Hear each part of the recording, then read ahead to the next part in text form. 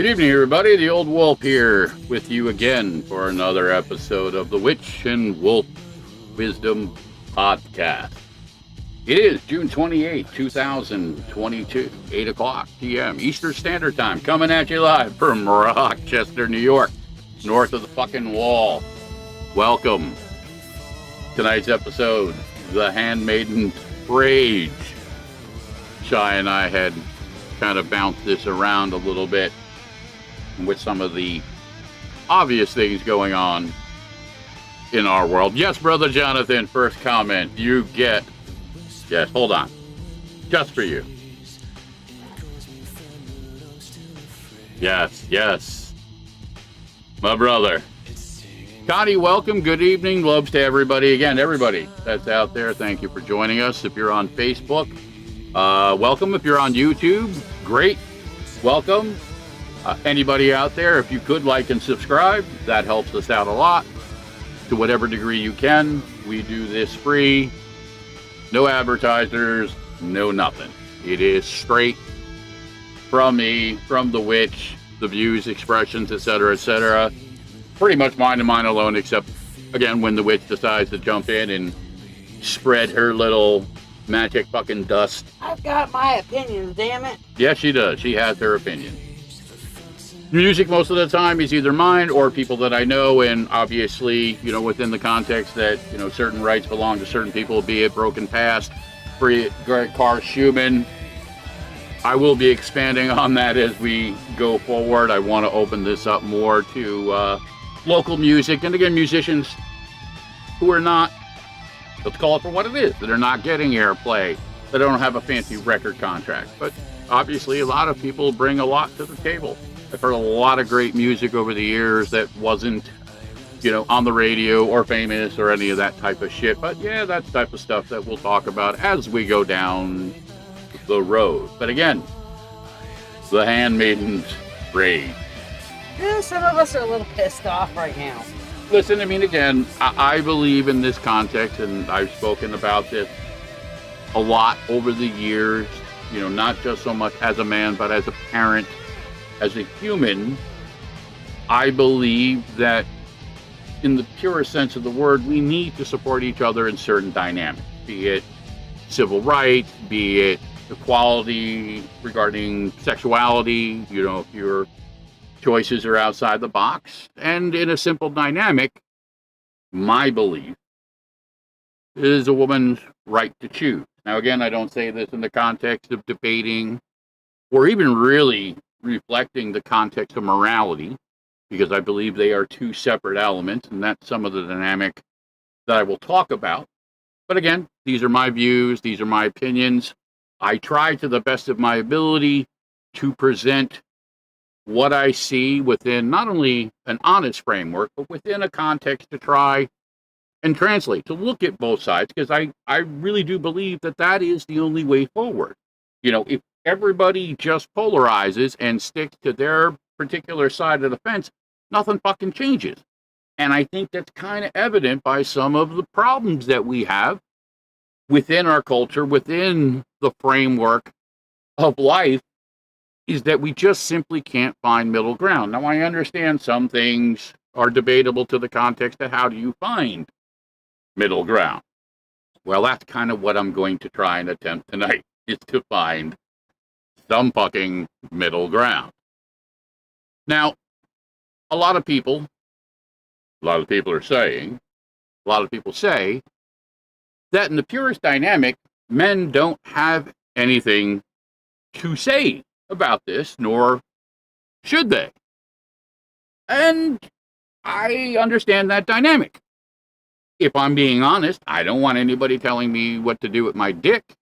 Now, I understand that there are rules about how I use my dick, where I put my dick, when I put my dick in a particular place, and there are obviously repercussions for putting my dick in places or in times when it is, quote unquote, inappropriate. But I think it's safe to say that at least for most of modern history, if not all, that there's been a double standard for women. Women are treated differently. The sexual context has been and probably always will be a dynamic that is very polarizing. It's demeaning. A lot of it is toxic. Well, some will say, well, some of this is chemistry, some of this is biology. This is how the world continues to spin. Yeah, to some degrees, but not everybody flies that way. And, nature has a way of taking care of itself. And we've seen this in nature. And I'm not suggesting that this is the path forward, but really, please, for God's sake, Wolf, avoid the turned on vacuum cleaner. That is not a good place for the dick to go. No. Well, it's not my place to judge. Me personally, yeah, that doesn't work for me. But sure, why not? But listen, I don't want to exclude the vacuum people from the table. You know what I mean? Again, lesser of two evils. If my options are, people who fuck vacuum cleaners or people who fuck little children, I'm going to be the vacuum cleaner guy every day of the week. And I'm not going to apologize for that shit. I'm not. If, again, I know that probably, people say, well, that's really not fair. That's unrealistic. And you know what? Fucking everything's unrealistic. Get over it. I call it out. I use the comedy. Anybody, again, that follows this that knows me knows that's part of my dynamic. It's part of my magic. It's part of what I do. Because I believe humor is one of the few available tools to better help not only translate certain things, but to kind of smooth some of the rougher edges. Granted, it's perspective-driven, but I'd rather try than not. So with that being said, yes, vacuum cleaner people, you are welcome at the table. However, again, the simple dynamic becomes, okay, if we're going to create a baseline, and by a baseline, we'll just call it a standard that says, this is the way it's supposed to be. Common sense logic would suggest that standard would apply consistently. Now, we know that it doesn't, because women didn't even get the right to vote until about 100 years ago. You know what I mean? We know it's the case because people of color, up until, a little over 200 years ago, were still considered fucking cattle and were sold as property. So it's not that far in the distant future to try and be like, well, it's not that far removed. Especially when you look at the dynamic and you hold it up against elements of things like the civil rights movement, a lot of the degrees of what we've seen shift, not only within feminism, but within dynamics, say, of Me Too, honestly, dynamics of women in the workplace. Even before this Roe v. Wade decision, women have not reached a status of equality. I did a reading last week for somebody who was saying, hey, am I going to get to the point to where in this current job I'm going to be paid along with my male counterparts? And it is a double standard. I mean, let's honestly call it for what it is. It's not hard to connect the dots, in my humble opinion, if you have a system that is male-dominated, where the controlling elements, the driving dynamics of money and everything are predominantly controlled and steered by men, that it's going to reflect a male dynamic. Now, again, does it make it right? But sometimes to get to a middle ground and an answer, we have to examine it. We have to explore it. Chris, I'm glad to hear you guys are out there camping and having a fucking great time. That's beautiful. Roast a marshmallow for me. Yeah, listen, soak that in, and I'm glad we can be a part of it. You know what I mean? That's actually really cool. I'm camping vicariously through you and the hubby right now, Chris. But again, our simplest analogy, why would we have a system that says we're going to tell women what to do, but we will not accept a dynamic where we will tell men what to do? And that seems to be a lot of the common theme that I'm seeing a lot of women that I know. And these are women from all different spectrums. Some of them are conservative, some of them are liberal, some of them are religious, Some of them are Christian. Some of them are Jewish. Some of them are agnostic. You know what I mean? This is not like a one-sided dynamic. This is a consistent cross-section from women across the spectrum.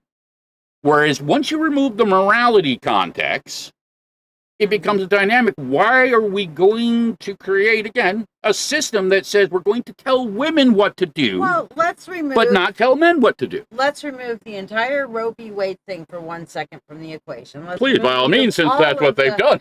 Well, yeah. And let's remove all of the context of morality and whatever and just look at just basic levels of care. A woman goes into the doctor complaining about one thing. She gets ignored, dismissed, and not treated. A guy goes into the doctor complaining about the same thing. He's treated seriously. There's been a disparity in just basic health care. Oh, a woman, obviously, she's, hysterics and not a good historian, not a good accurate. Oh, she's going to exaggerate her pain. And there's been cases where women have died when they've been complaining about the symptoms that they had for years and never got treated and have died. I mean that's a fair analogy. So, we're in a system to where women medically have never been treated equal, and now we're getting told medically that we can't control our own bodies. Well, I think the two are separate dynamics personally, but I have that luxury because I don't have a vagina. So yeah, that's true. Let's call that out for what it is, and full disclosure. Yeah. I'm very glad you don't have a vagina. Yes, no, I'm really glad that I like yours. You know what I mean? I'm not interested in playing that particular game. But again, I tend to see this now, at least within the dynamics of today. Yeah. That it's more of a class dynamic. If you have money, you can get health care. You can get a mammogram. You can get these things. You can afford to fly to another state if you need to get a fucking abortion, if you live in a place where abortion is not allowed. Yeah. If you don't fall into that class dynamic, aka you don't make enough money, no pun intended, you're fucked. Yeah. You don't have options now. You don't have access to these dynamics, some of these preventative elements, and exactly. You surely don't have access to be able to just kind of jump geographically to deal with a medical context. Most people are limited within a very, very small scope of where they live, especially if you look at it within a class dynamic. Well, I know, first of all, think about Texas. Texas is where I'm from. Texas has gone completely upside down, topsy-turvy with this, has one of the strictest bans out there right now. And you're thinking, okay, I can just jump neighboring states. Well, let me tell you, for me to go and see my friend in Massachusetts and cross several states, I'm driving 6 hours. In Texas, you drive 6 hours, you're still in Texas most of the time. And then all the neighboring states are now also putting bans. Well, they're like, Texas 301, Texas Light. Yeah. If you start heading a little bit off, to one direction or another, you go even worse, unfortunately. And Mother Smith, that's a great point. Who the hell is going to assist living with a child? Right. And it's kind of part of my other argument that I'll kind of get into as we go through, because I kind of want to hit them not on like a duck shoot, like one target at a time. Is it a duck? But I want to say this to Chris, you know what I mean? And that is a great point. And I know a lot of guys that I know have expressed this.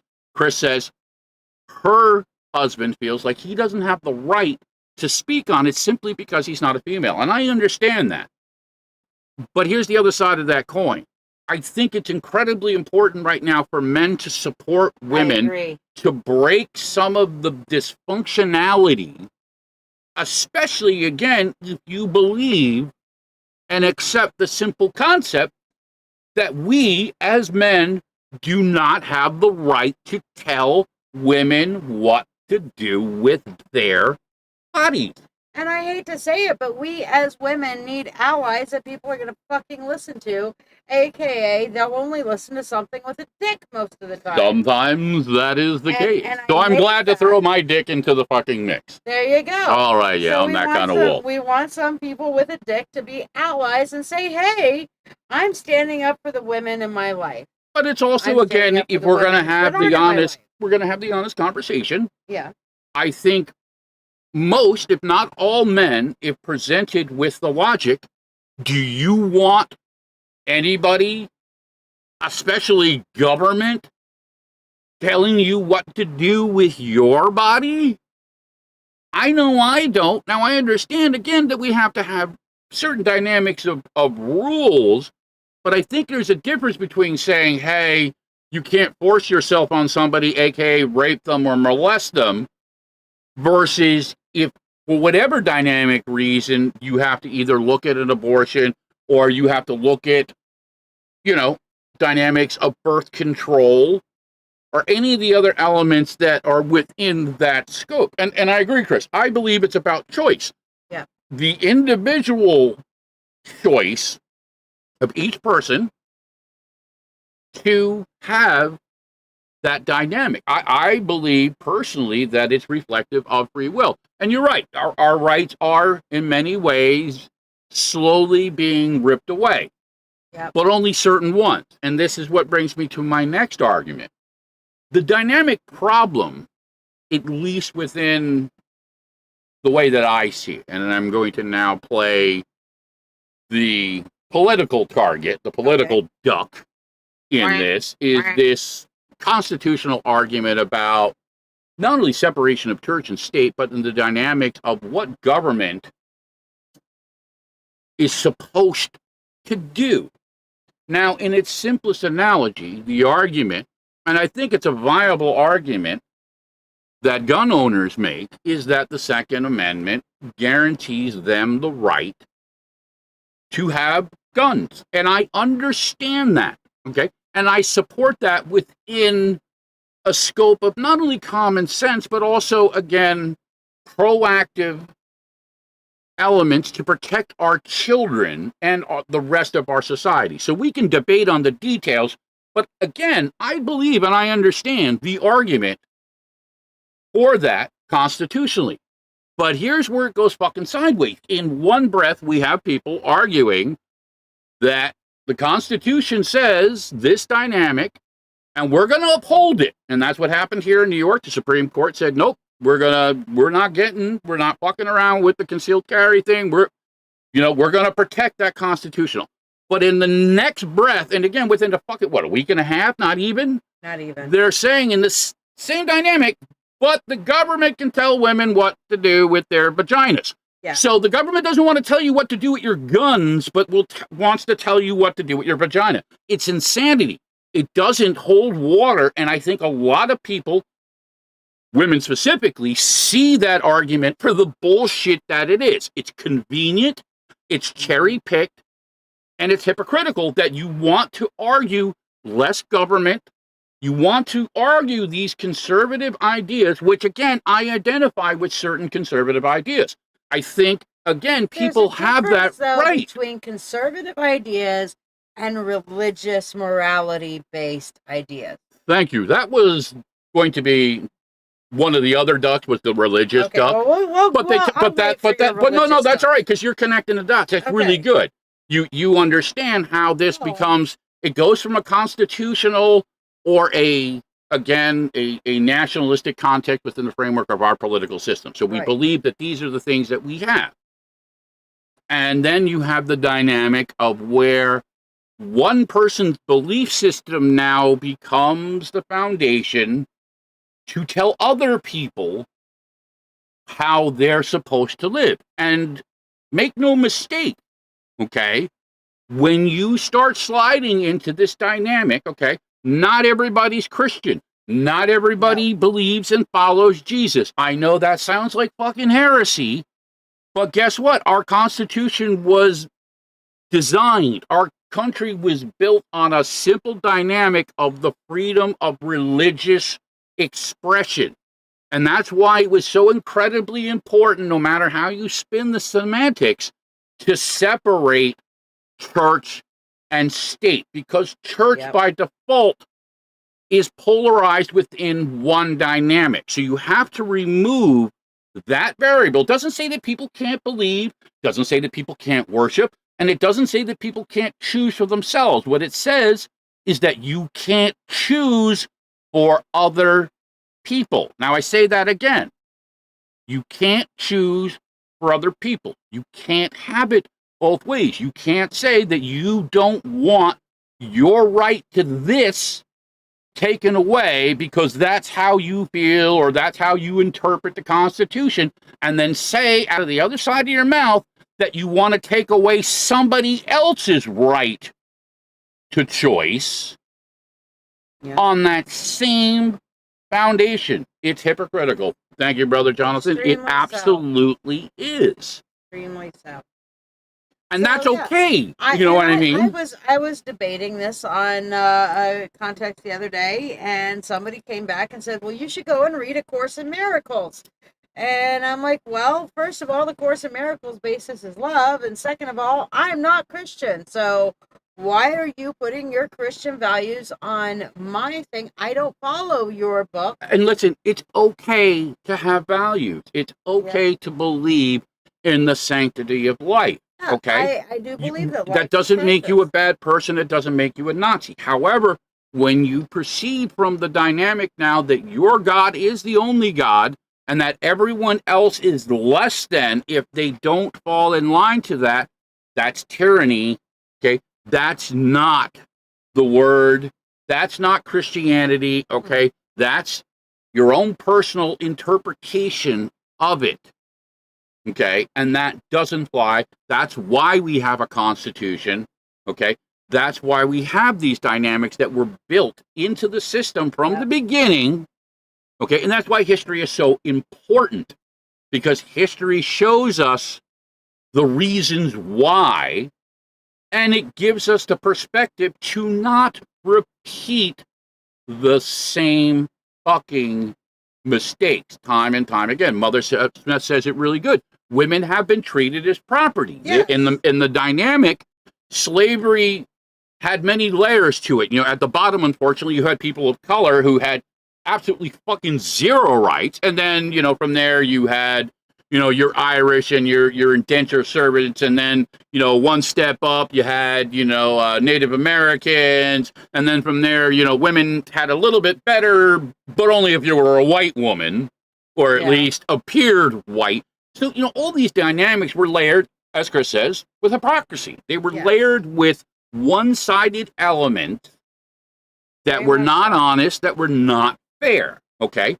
And the same analogy that goes into, well, you know, that's what it said in the Constitution. Well, yeah, there's certain things in our Constitution that started back in the day, but guess what? Back in that day, slavery was acceptable. It's not anymore. There's instructions in the Bible about how to treat your slaves.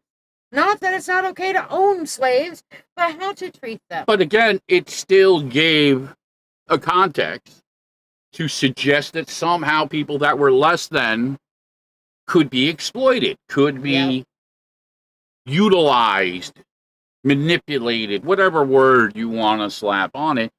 And listen, most people, again, regardless of what side of the fence you're on, don't appreciate that shit.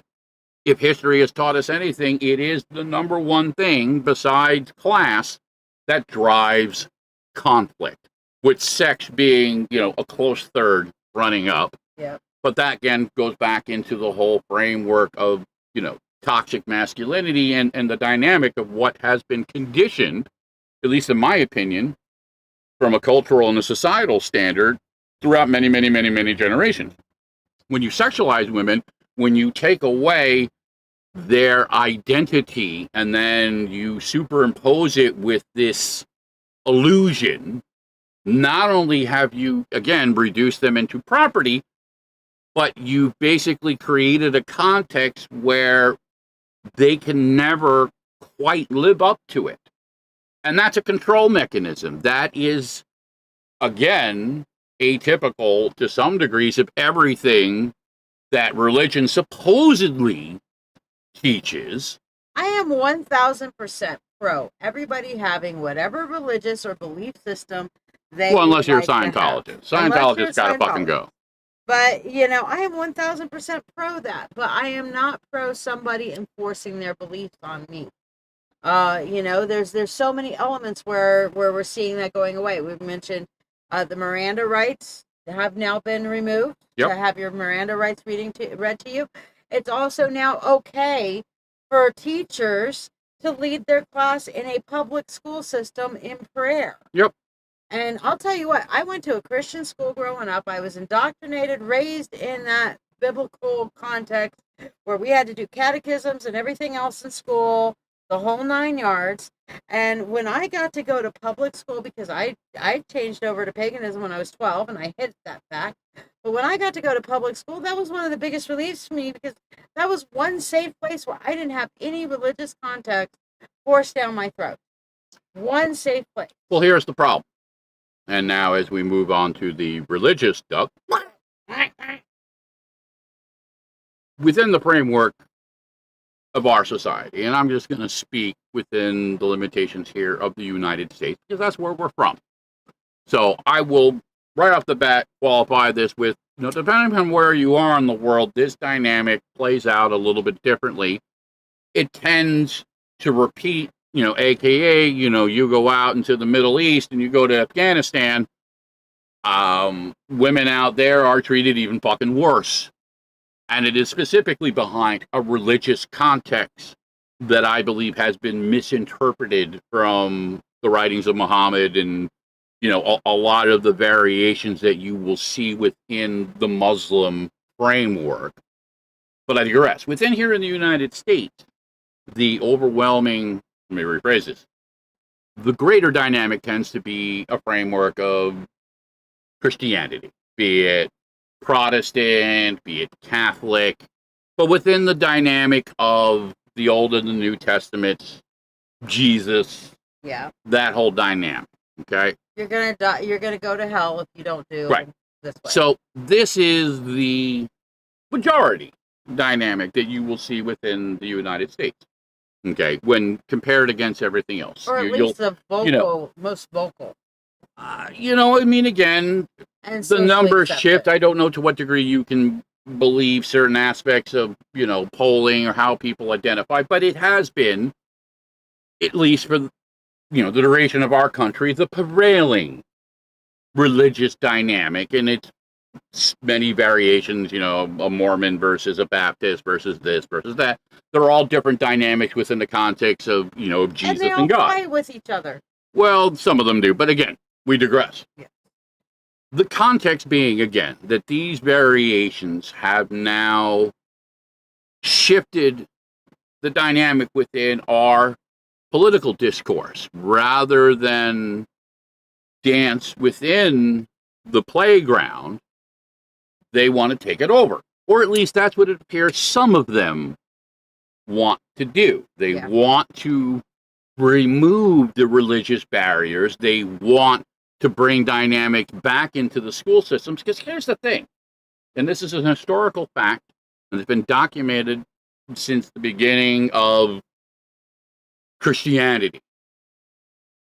To maintain the dynamics of a religion, that religion has to be propagated through reproduction, aka it has to be taught to the next generation. Yeah. They have to be conditioned and programmed to now go out and be fruitful and multiply and spread and create more good the religious dynamic. Yeah. So within that very simple dynamic of keeping customers, we'll just say this is Jesus Mart, okay? And to keep the customers coming into Jesus Mart, you got to get to them young. Yeah. You got to teach them young. You got to explain to them about how Jesus works. Now, this has nothing to do with Jesus. Jesus had nothing to do with it, okay? Jesus was a rebel. I guarantee you, okay, that wherever Jesus is now, he's fucking pissed off, all right? He's tired of people taking shit in his name, fucking all of it. But to keep that going, you have to keep a system now to reinforce it. If you remove the dynamics, and again, most people within the United States cannot afford private religious schooling, so they send their kids to public school. Now, this is a market, a dynamic that any business guy would tell you is untapped potential. Here you have millions of teachers, okay, on top of millions of kids, and none of them are getting the word of Jesus. Well, I mean, that's a missed opportunity. So that's really what the dynamic, because the numbers have been coming down. Okay, we've seen just between the 50s and now, within a framework of 60 some odd years, 2-3 generations, that the dynamics of people who identify as Christian or as Catholic per se, those numbers are coming down. People are embracing And church dynamics attendance of is going down. right. Church attendance is going down. It's not that they're not spiritual. It's not that maybe that they don't believe in the concept. They don't believe in the fucking church. They don't believe No. the pedophile priests and the lying bullshit double standard elements Yep. that, let's be honest, don't make any sense. You look at the words of Jesus. Jesus hung out with lepers and whores. But today, all of a sudden, you know what I mean? And I'll use the Boondocks analogy. It's Ronald Reagan and the white Jesus. Yep. You know what I mean? It's the buddy choice. Hey, if you got blonde hair, blue eyes, you can come into our special white club. Because Unless you Jesus have- was white. And Jesus said, hey, he came out to me in the forest and said, fuck little girls and have as many wives as you want. Get some magical underwear. Yep. Okay? This is the kind of bullshit, and I'm sorry if I offend any Mormons out there. I understand it's not your fault. You bought into a concept that was passed down to you from other people. But when you look at it for what it is, it's fucking insanity. About the only thing more crazy is fucking Scientologists who just made up a complete fucking bullshit story and made it into a business contract so that way you could be their slave. Well, I think part of the other dynamic is that people feel like morality cannot be taught outside of a religious context. That obviously, if you're not going to follow white Jesus, then you're amoral. Well, somehow. I mean, not only that, but it also now becomes reflective of elements of sexuality. It becomes Mhm. now reflective of elements of how we interact with other people who are different. You know, again, my next argument in this particular context is the whole sanctity of life thing. Now, again, me personally, as a human being, I don't want to see anybody really suffer. I really don't. Even Scientologists. I fucking hate them, but I don't want to see anybody suffer. I don't want to see little children suffer. I don't want to see old people suffer. I don't want to see suffering. Mhm. Okay? Nobody should have to suffer. But if we're going to have an honest conversation, sanctity of life is really a one-dimensional type of thing because you're talking about a dynamic that's cherry-picked. Because there is Yep. no sanctity of life when we're bombing fucking countries because of this, that, or the other thing. There's no sanctity of life when people live and die based off of whether or not they can afford fucking medication. Yeah. There is no sanctity of life when we allow these dynamics to run fucking rampant, that it's more important to fight the battle to make sure that everybody's got guns to kill each other, but that we don't have resources to make sure that our veterans don't sleep in the streets Or will like deny animals. life-saving medication. Or to will people deny based on life-saving finding- medical right, Fin- or any financials. number of analogies. There Yeah. obviously is no fucking sanctity of life. It is a convenient thing that this life we have deemed for our own personal reasons or our personal agendas is sacred in the moment. But as mentioned by Mother Smith, you don't see them taking these kids in. You don't see them feeding these children, clothing these children, taking any amount of responsibility for this sanctity of life bullshit. Yeah. Because right after that, they're, hey, you're now a blight on society. You're Antifa, all these other dynamics that are really just their class and their racial elements. Okay? That says because you believe something different or because you look different. The same people who are toting the sanctity of life are the same ones trying to shut down welfare, trying to shut down social programs or limit them, trying to shut down SSI. Yes, these are the same people that will blow up. SSDI They'll blow up a fucking and abortion clinic Social Security age. to protect life. Yes. Let's kill in order to get Let's drive our truck into a crowd of fucking it's innocent collectivism. protesters. Now, I have personally talked people out of getting abortion. I've also personally driven somebody to and back home from an abortion. Listen, it's not an easy choice. No, and it's personal, and they shouldn't be made to feel guilty either way. It is a personal choice to the person. Now, once that baby has been born, or once that baby is able to survive on its own, I believe that it should be protected with everything we got. Medications, care, everything we've got. Absolutely. But again, You know? that dynamic has to apply because here's the simple truth of what we have now. Now we have another layer of stuff that divides people that keeps them distracted away Yeah. from some of the other things that are going on that are really not good. As mentioned, Miranda rights now have kind of taken a buckled turn that says, well, you know, it really is what they're really saying is you only have rights if you have the money to buy those rights. Because that's the dynamic argument, is most people cannot afford legal representation to deal with these aspects. And it's targeted. It's targeted within communities, low income elements, and many times it is racial. Okay, let's not kid ourselves and pretend it isn't what it is. That's not to say that there aren't legitimate problems within communities, okay, regardless if it's a black community or a white community or an Asian community or a Hispanic community. Because people within all these communities, they do pull together to try and help each other, and they're fighting the same type of battles. You know, same analogy with police officers. Not all police officers are bad. However, the ones that are fucking assholes make it more difficult for everyone else because that's what people see. Yep. And that's what people are getting frustrated with, is seeing that dynamic, because that's what we focus on. We tend to focus on the negative versus focusing on the positive. But the argument also becomes, if we're not paying attention to the bad shit tends to get worse, which is part of what we've been dealing with, and is something that I will address at a later date as things progress through the summer. You know, many of the dynamics now that are being purposely weaponized to keep our population stupid. Yep. Because again, here's a simple historic aspect. Every culture, every civilization from the beginning of time has created these divisions because the only way to control a population is to have that population believe the party line. And it doesn't matter if it's fucking the Mayans or the Greeks or the Roman Empire or Hitler or Mussolini or Teddy Roosevelt or Lincoln or JFK or Obama or fucking Trump. Okay?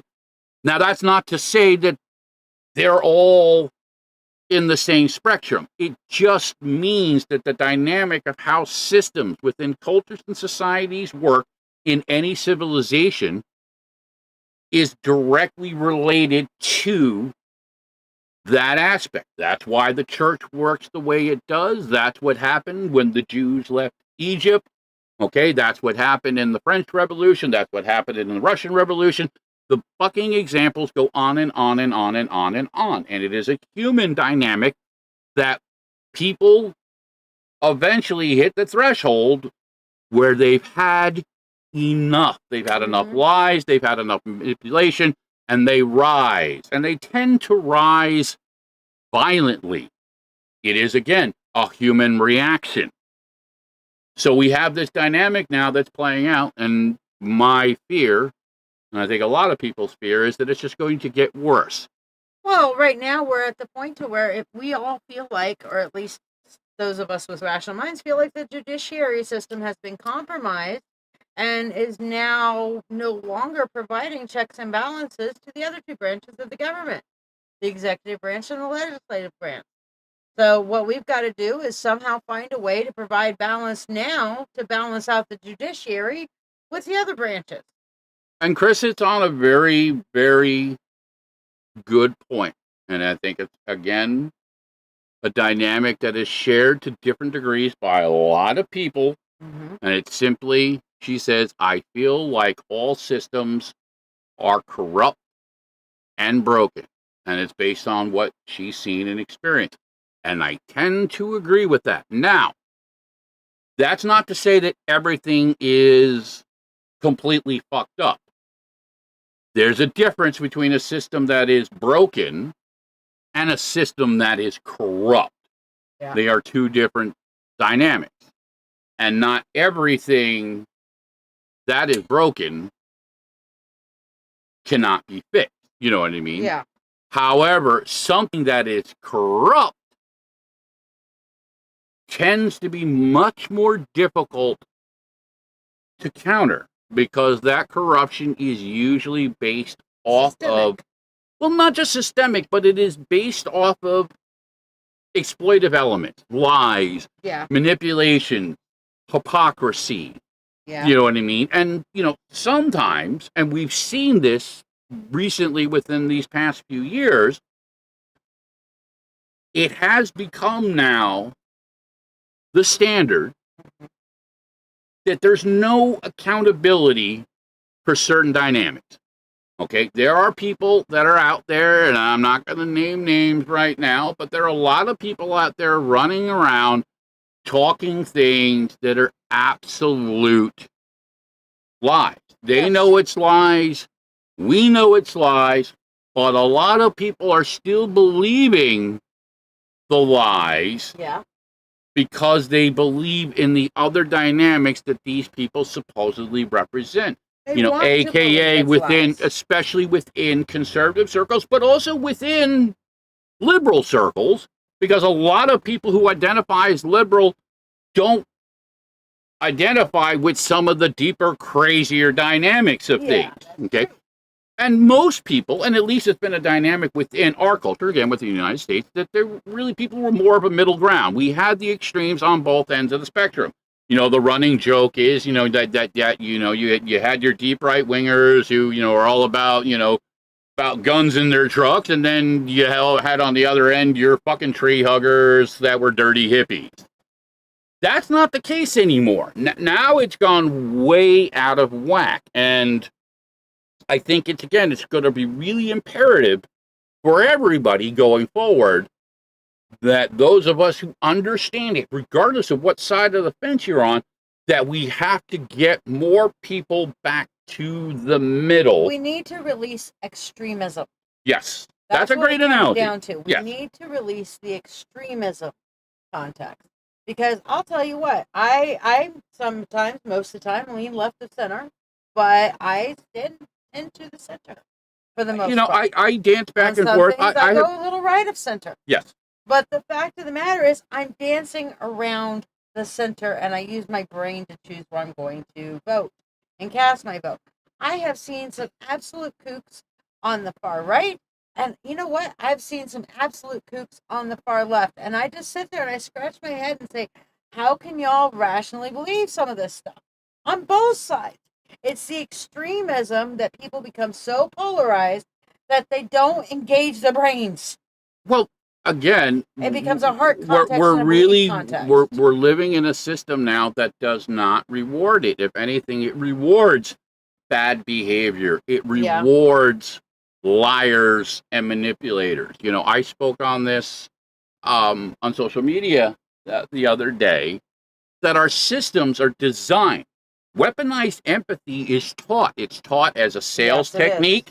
That you got to convince the client that this is what they need. And if you have to use fear, if you got to use manipulation, the old running joke, what is a used car salesman? No, used car salesman is a narcissist, is basically using weaponized empathy to manipulate, to scam, to rip off, lie, you know what I mean? And those dynamics exist at numerous levels within not only our business structure, but also within many other dynamics, within religious elements, within medical elements. Is one of the other things that I spoke about.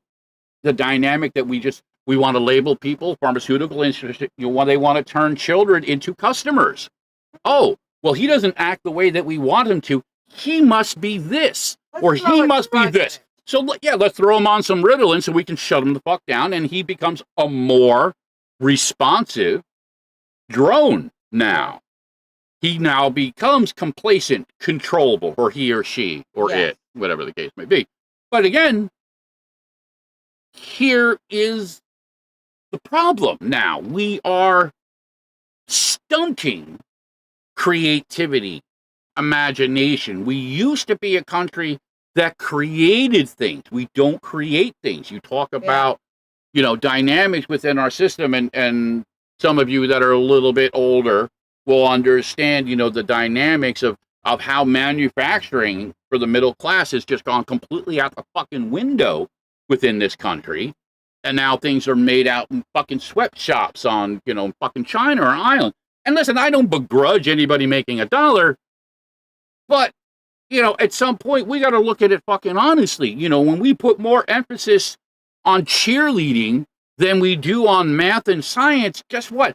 We're setting our kids up for fucking disaster, and we're setting our fucking society up for disaster. Yeah.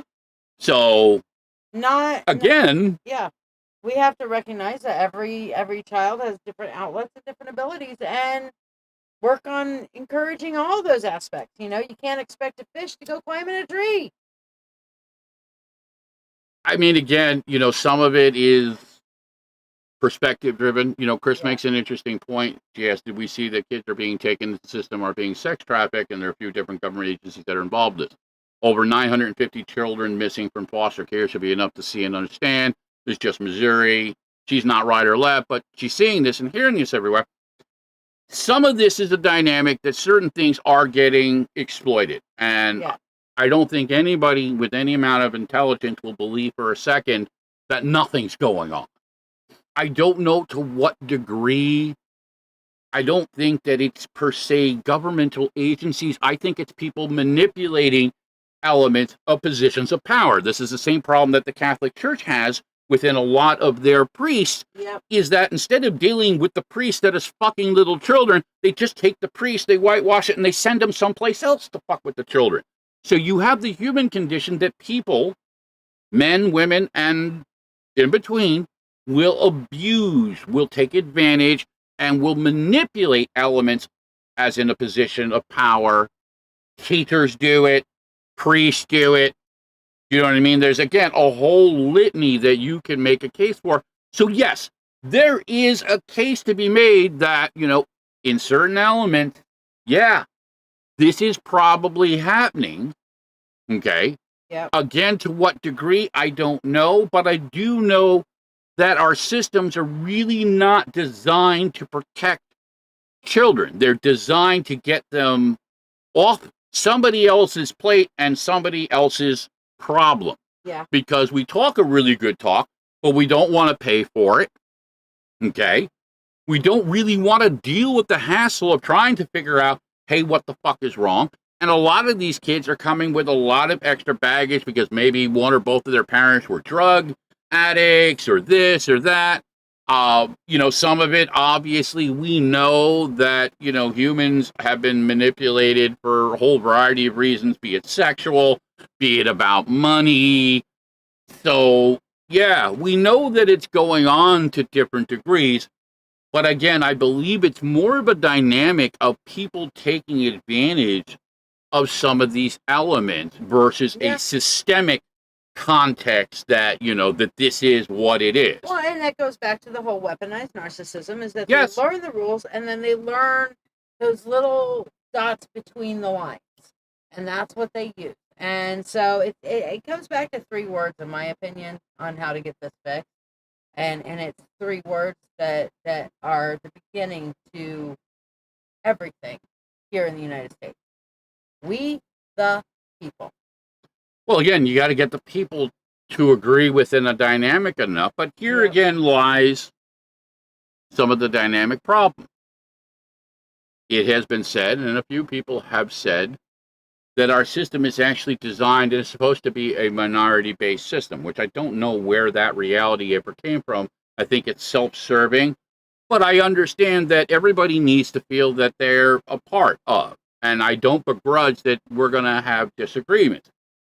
However, with that being said, the double standard is absolutely insane. You know what I mean? We cannot continue with double standards. We can't say in one breath, tell women what to do, but don't tell men what to do. You get to keep your guns, but you have no rights if an asshole fucking cop just decides, he wants to be a bully today. Yeah. Well, unfortunately, and Chris, if we're going to have the really deep, honest conversation about what it's going to take, the whole thing has to fucking collapse. Yep. The whole thing has to collapse before people in general will fucking wake up and say, guess what, this doesn't work. And so you're going to need a war of the worlds, or you're going to need something horrendous like Stephen King's The Stand, where, 98% of the population dies because we're too stupid to realize that, the diseases around us, if we don't deal with them, they deal with us. Nature doesn't give a fuck what we think, doesn't give a fuck what we say, and when we ignore science, it burns us. Ask, anybody, who has anybody related to the Tuskegee Airmen, or anybody that, grew up around one of the many nuclear testing sites out in the Midwest that they just didn't bother to tell anybody about. So, understandably, a lot of people don't have trust within aspects of our government or politics because we keep finding out that they're doing all these fucked up things. But guess what? We knew that in the 50s. We knew that in the 60s. We had a whole fucking movement for it. We fucking went through it in the 70s. You know what I mean? And, we danced it through the 80s, and the Berlin Wall came down, and we danced it through the 90s, and then we danced through 9/11. You know what I mean? So we keep just going through the same cycles. And you say, well, isn't this going to be enough? I mean, how many fucking school shootings do we have to have before we just come up with some at least basic compromise? And again, it wasn't everything, but at least we did a little bit of something. We took one step forward. We didn't take everybody's guns away, but we said, all right, listen, we got to try and just do a little bit better. You know what I mean? We have to at least make the fucking effort and stop pretending that these, yeah, it'd be great. I understand England and Switzerland and places like that. They don't have guns and they don't have the kind of problems that we have.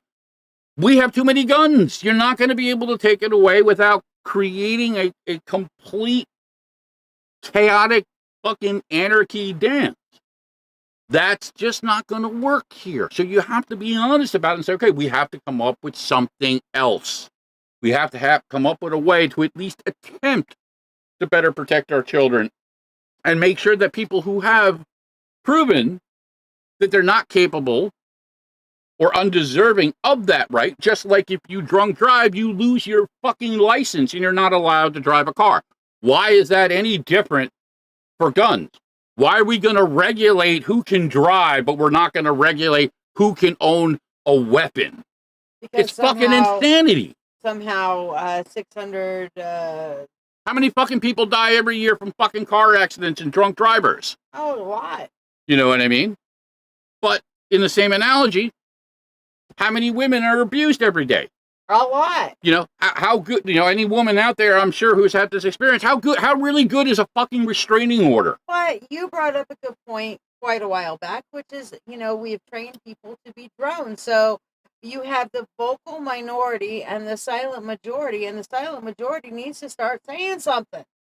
You look at, they took a poll before the RV Wade was completely done away with. They took a poll and said, who believes in a woman's right to choose? It was like over 70% of Americans. Yeah, it was a majority, an overwhelming majority of Americans. And that's from Fox News, by the way. Yeah, has the right to choose. Yeah, that wasn't like, quote unquote, the lamestream media. See, this is the other thing, too.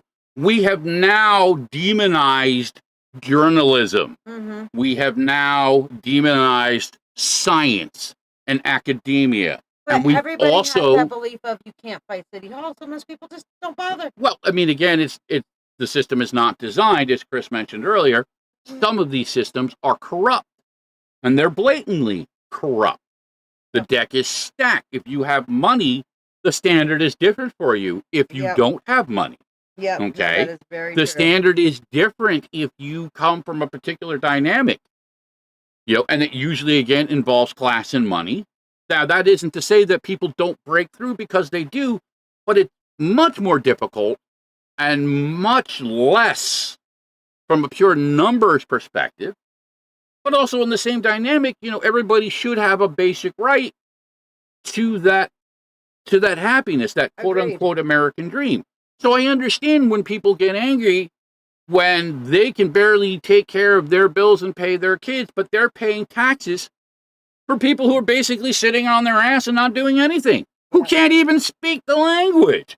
Now, that's not that I don't care, that I don't want to, again, deny people the opportunity, But we have to be able to do a little bit better. You know what I mean? So let's find a way. And again, I don't see any context where it's unfair or cruel to say that if you're capable of working, all right, I'm not talking about people who are disabled or people who are older or, single mothers that, have multiple children.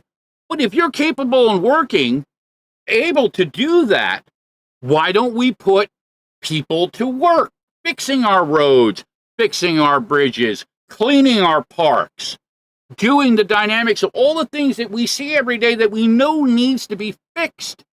So why don't we say, hey, listen, you know what? Guess what? If you're going to come here and if you're going to get these dynamics that are paid from each and every person's taxes who do work, you got to put something back, okay? And again, it's not to say that there won't be exceptions to that, but I think everybody can agree it isn't fair to the rest of the people, and this is what creates anger. This is what creates the disconnect and the resentment. So instead of dealing with the fact that we have a system, again, using Chris's analogy, that's corrupt, where gas and oil companies for generations have been manipulating the system while everyone else struggles because, and I'll use my brother Chris Miller, who just came on. Welcome, brother Chris Miller.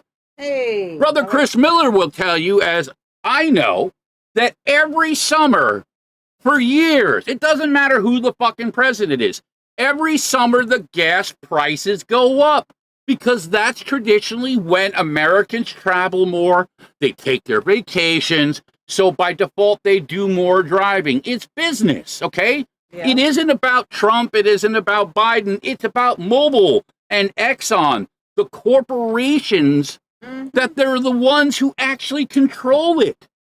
Yep. It has nothing to do with anything else besides the simple dynamic of greed.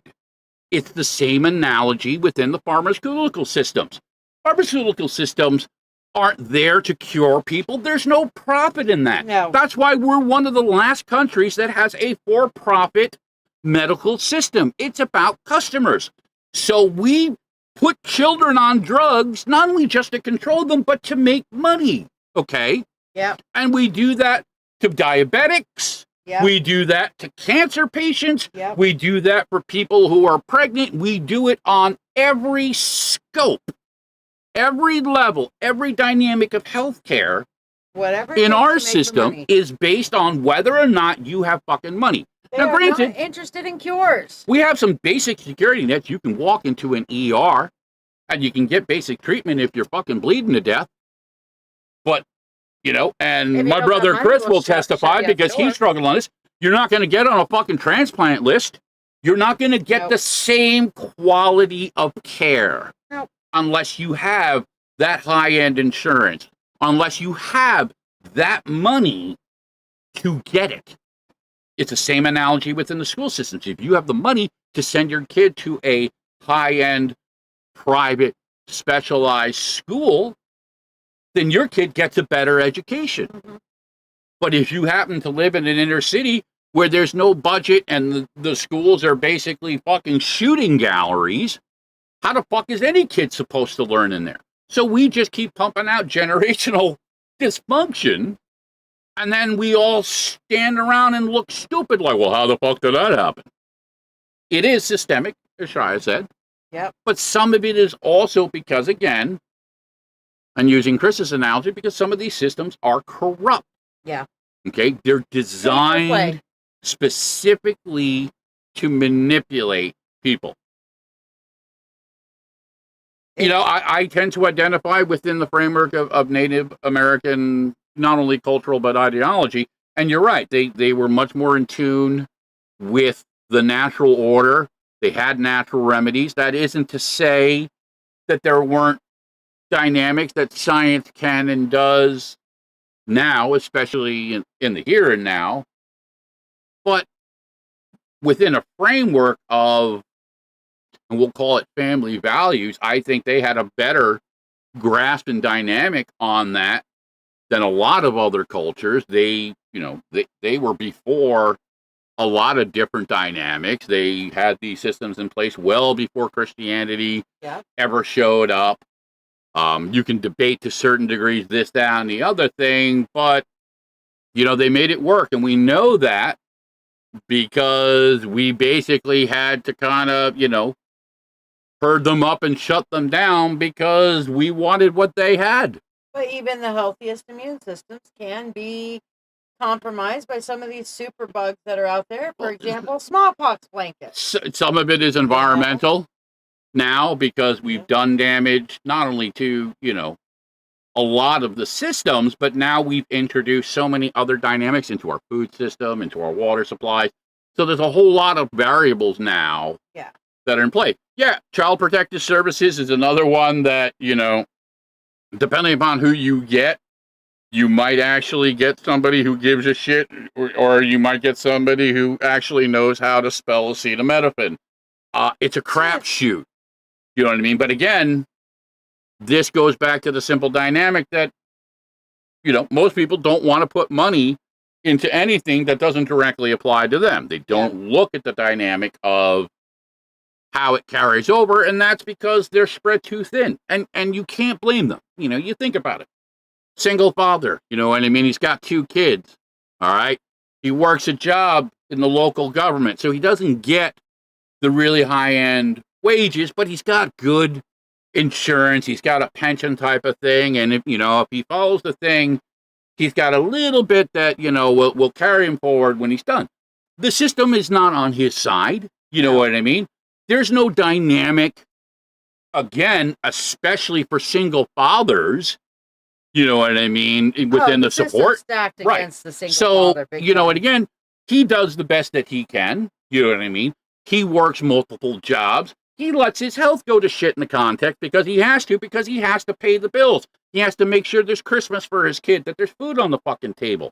So you go through this process, and then they say, hey, by the way, we want some more of your money for this, and we want some more of your money for that, and we're going to tell you what to do about this and what to do about that, and then we're going to make you pay for it, even if you don't like it. Yep. And then, to cap it all off, when it's all said and done, okay, when you want to try and, step back, you've paid your dues, well, I'm sorry, we fucked the pension money away because we made some bad stock deals.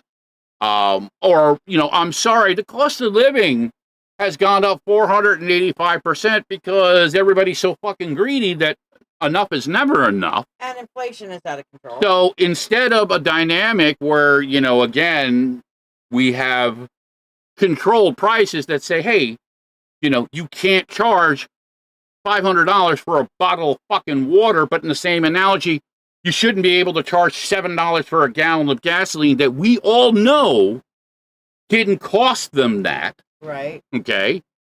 Never once have any of these companies ever posted a loss. They make billions of dollars every year. Every year they make profits. So how profits right now? They always make record profits. I mean, it's always going up. Always make record profits because that is, again, using Chris's analogy, the corruption of that system. Yeah. Okay. We give these companies free passes. Guess what? You don't have to pay taxes. We're going to give you corporate welfare.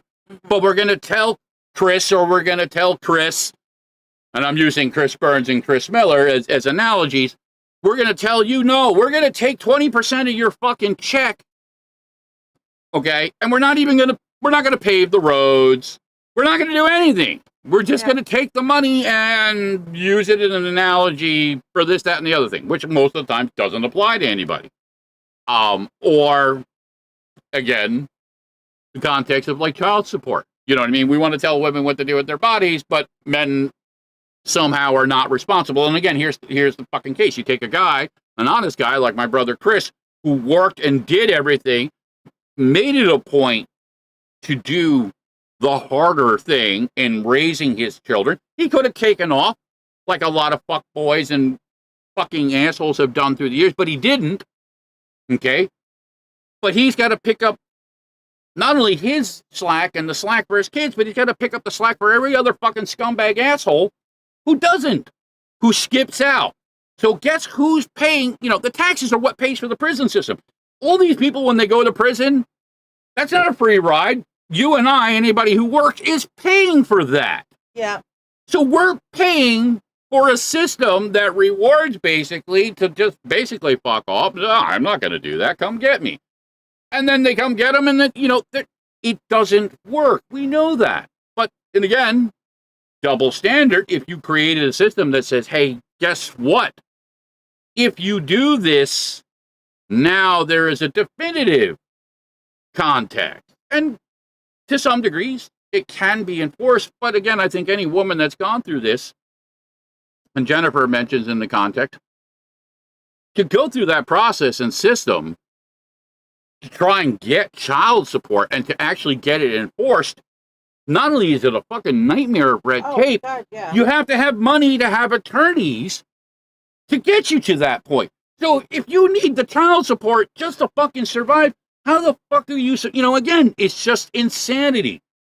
The system is designed to really, again, be one-sided for those who have the resources, aka money or connections, to use it. So we're going to take a quick break. I'm going to spend just a couple of minutes on this. Those of you that know me personally know somebody that I knew for a few years. She was a member of the Under My Skin for Life Foundation, and I found out earlier this evening that she passed. She had a long struggle, both physically and I believe emotionally. And again, I'm not going to hang her out in this context because I'm sorry to see her go. But I will say this, for all the sanctity of life bullshit, we watch people destroy themselves and kill themselves every day, be it through drugs, be it through alcohol, through any number of elements, be it emotional depression, suicide. And we don't do a whole lot. Now, again, if we're being honest, and I have to be honest, many of us did try. We tried many different ways to change it. And sometimes the simple truth is we can't save the people around us. They make their choices, good or bad, and some of those choices have consequences. However, all things being equal, I would like to just focus a little bit on the positive element for me, because at a point in my life, and if my brother Chris is out there listening, he knows, because he's the guy that brought me into the foundation and introduced me to Tony and these dynamics, and by default, we call her Evil Jen, so that's what we're going to call her tonight, is Evil Jen. And she made an impact, for whatever reason. And she used to come around, she was a member of our foundation, she supported us within the band when we first started, and she was one of the people within the context when I did a track called Birds in the Field, and in the accompanying video that I did with those memories. So I haven't played this one in a little while. Jen, I hope that you find the things that you need on the other side. You will be missed. I'm sorry you had to suffer the way you did, but you're not forgotten. And for whatever this is worth, my little way of just keeping a small piece of that dynamic, that crazy chick that I first met. And with that, we're going to take a break, and I'm going to go to Birds in the Field. So hang around, we'll come back, we'll bullshit some more, rip some stuff apart.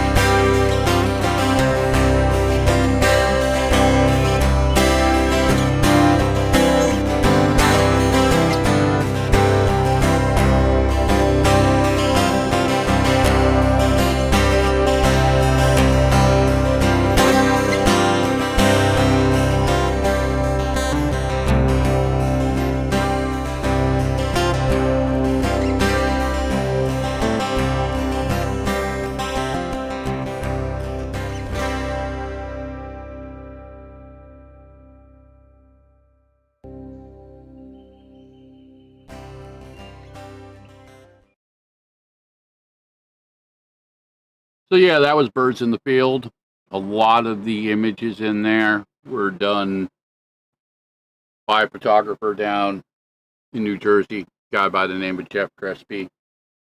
Caught some really great moments, and a couple of those in there were of Evil Jen. And she was, again, back in those first years of Broken Paths with myself and my son and Tony and Jim and Chris and others who were involved. She was a supporter. She was a friend. You know what I mean? And, unfortunately, life tends to drag us in different directions, but sometimes it's choices we make. And sometimes those choices have a direct impact on us. And sometimes those choices, in the end, kill us. It is, and I will say this openly and honestly, a trigger for me because I watched this dynamic play out with my son's mother. I watched this dynamic play out with my father. So I've seen it too many times. And my brother Chris Miller knows this, as he and I have worked within the dynamics of recovery and alcoholism and drug addiction and shadow work for many, many, many years. So we've buried a few people, unfortunately, along the way. And some of them were people that we cared about. And it is this common repeating theme. And unfortunately, I will use it because I believe that if you can take anything positive from a shitty situation, you should. So I'm going to. That Sanctum of Life only seems to go so far. Sanctity of Life only applies to the dynamics that are deemed important by this person or that person. And it's not to point the finger at anybody in particular.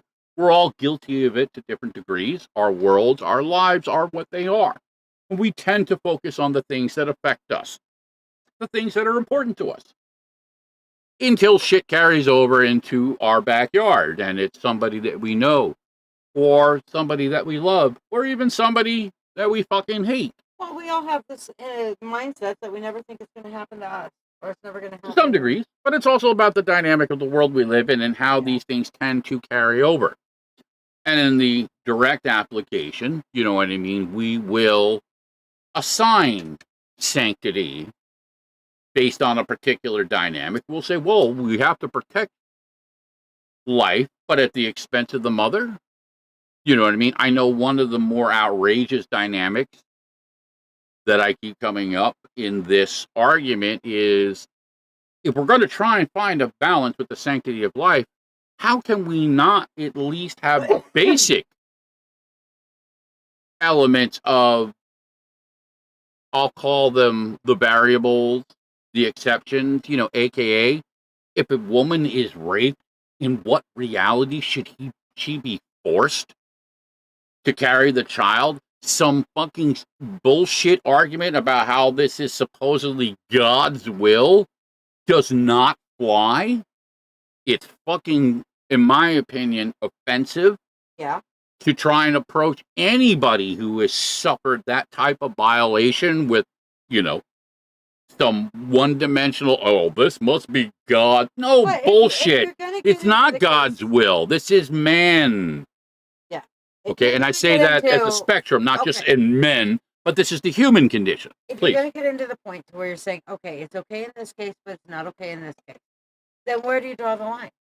Where do you turn around and say, I don't know. If it's a tubal pregnancy, or if she's going to have an undue burden on her, if it's a health risk, I simply think simply within a medical context. I think within a framework of a certain dynamic.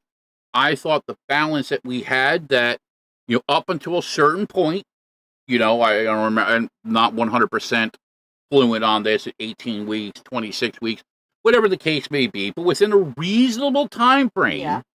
I agree. Within a biological context and just within a human context, to say, hey, we're going to find a middle ground. Not everybody's going to be happy about it, but it's better than being one-sided. Now, granted, yes, it is not perfect, okay? I, again, have my own particular opinion, my own particular belief, but I don't believe it's fair to subjugate other people with that, okay? I agree. want certain dynamics of my rights. And I believe that the only way that these rights work is when they're rights for everyone, aka a woman's right to choose, aka if you love somebody, you shouldn't have to fucking dance through hoops to love them. Okay? We have no business telling people how to express their sexuality. Listen, it wasn't within the last 50, 60 years, fucking interracial marriage was a fucking crime. Okay? This is ridiculous. Okay? Again, this is trying to manipulate and control how people live. Okay? It's outside the scope. You can't say in one breath that this is my God-given right, but I'm going to take away your right because supposedly my God said so.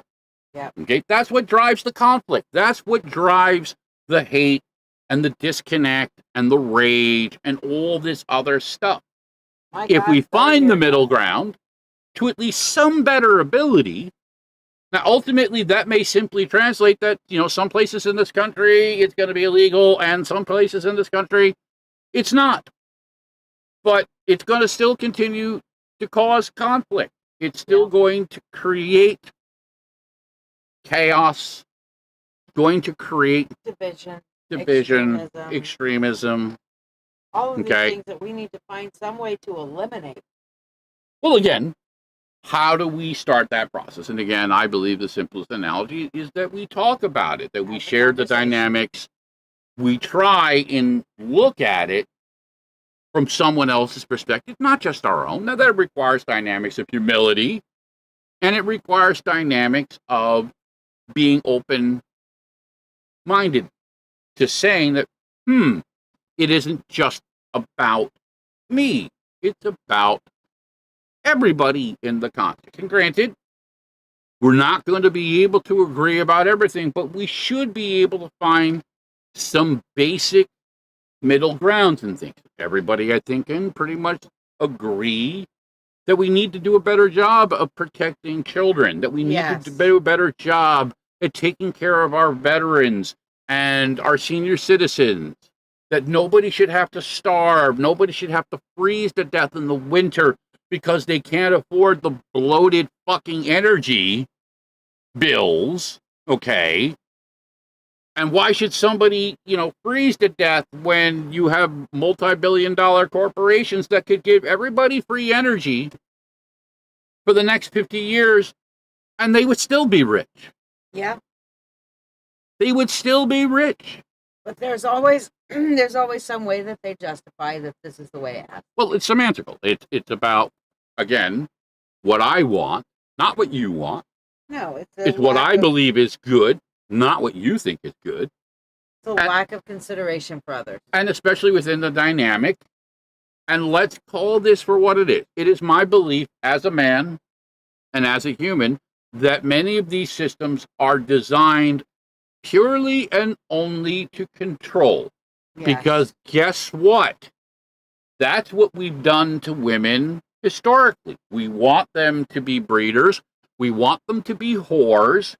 We want them to cook our food and clean our underwear and raise the children, but we don't want them to have their own opinion. And we surely don't want them doing anything we don't want them to. And if you look at the dynamic, honestly, the people that are making these policies, 90+% of it, and that's being generous, are men. Yeah. Men who never have to deal with any of the consequences, any of the problems, any of the feedback, any of the dynamics, and it simply serves a very self-centered dynamic.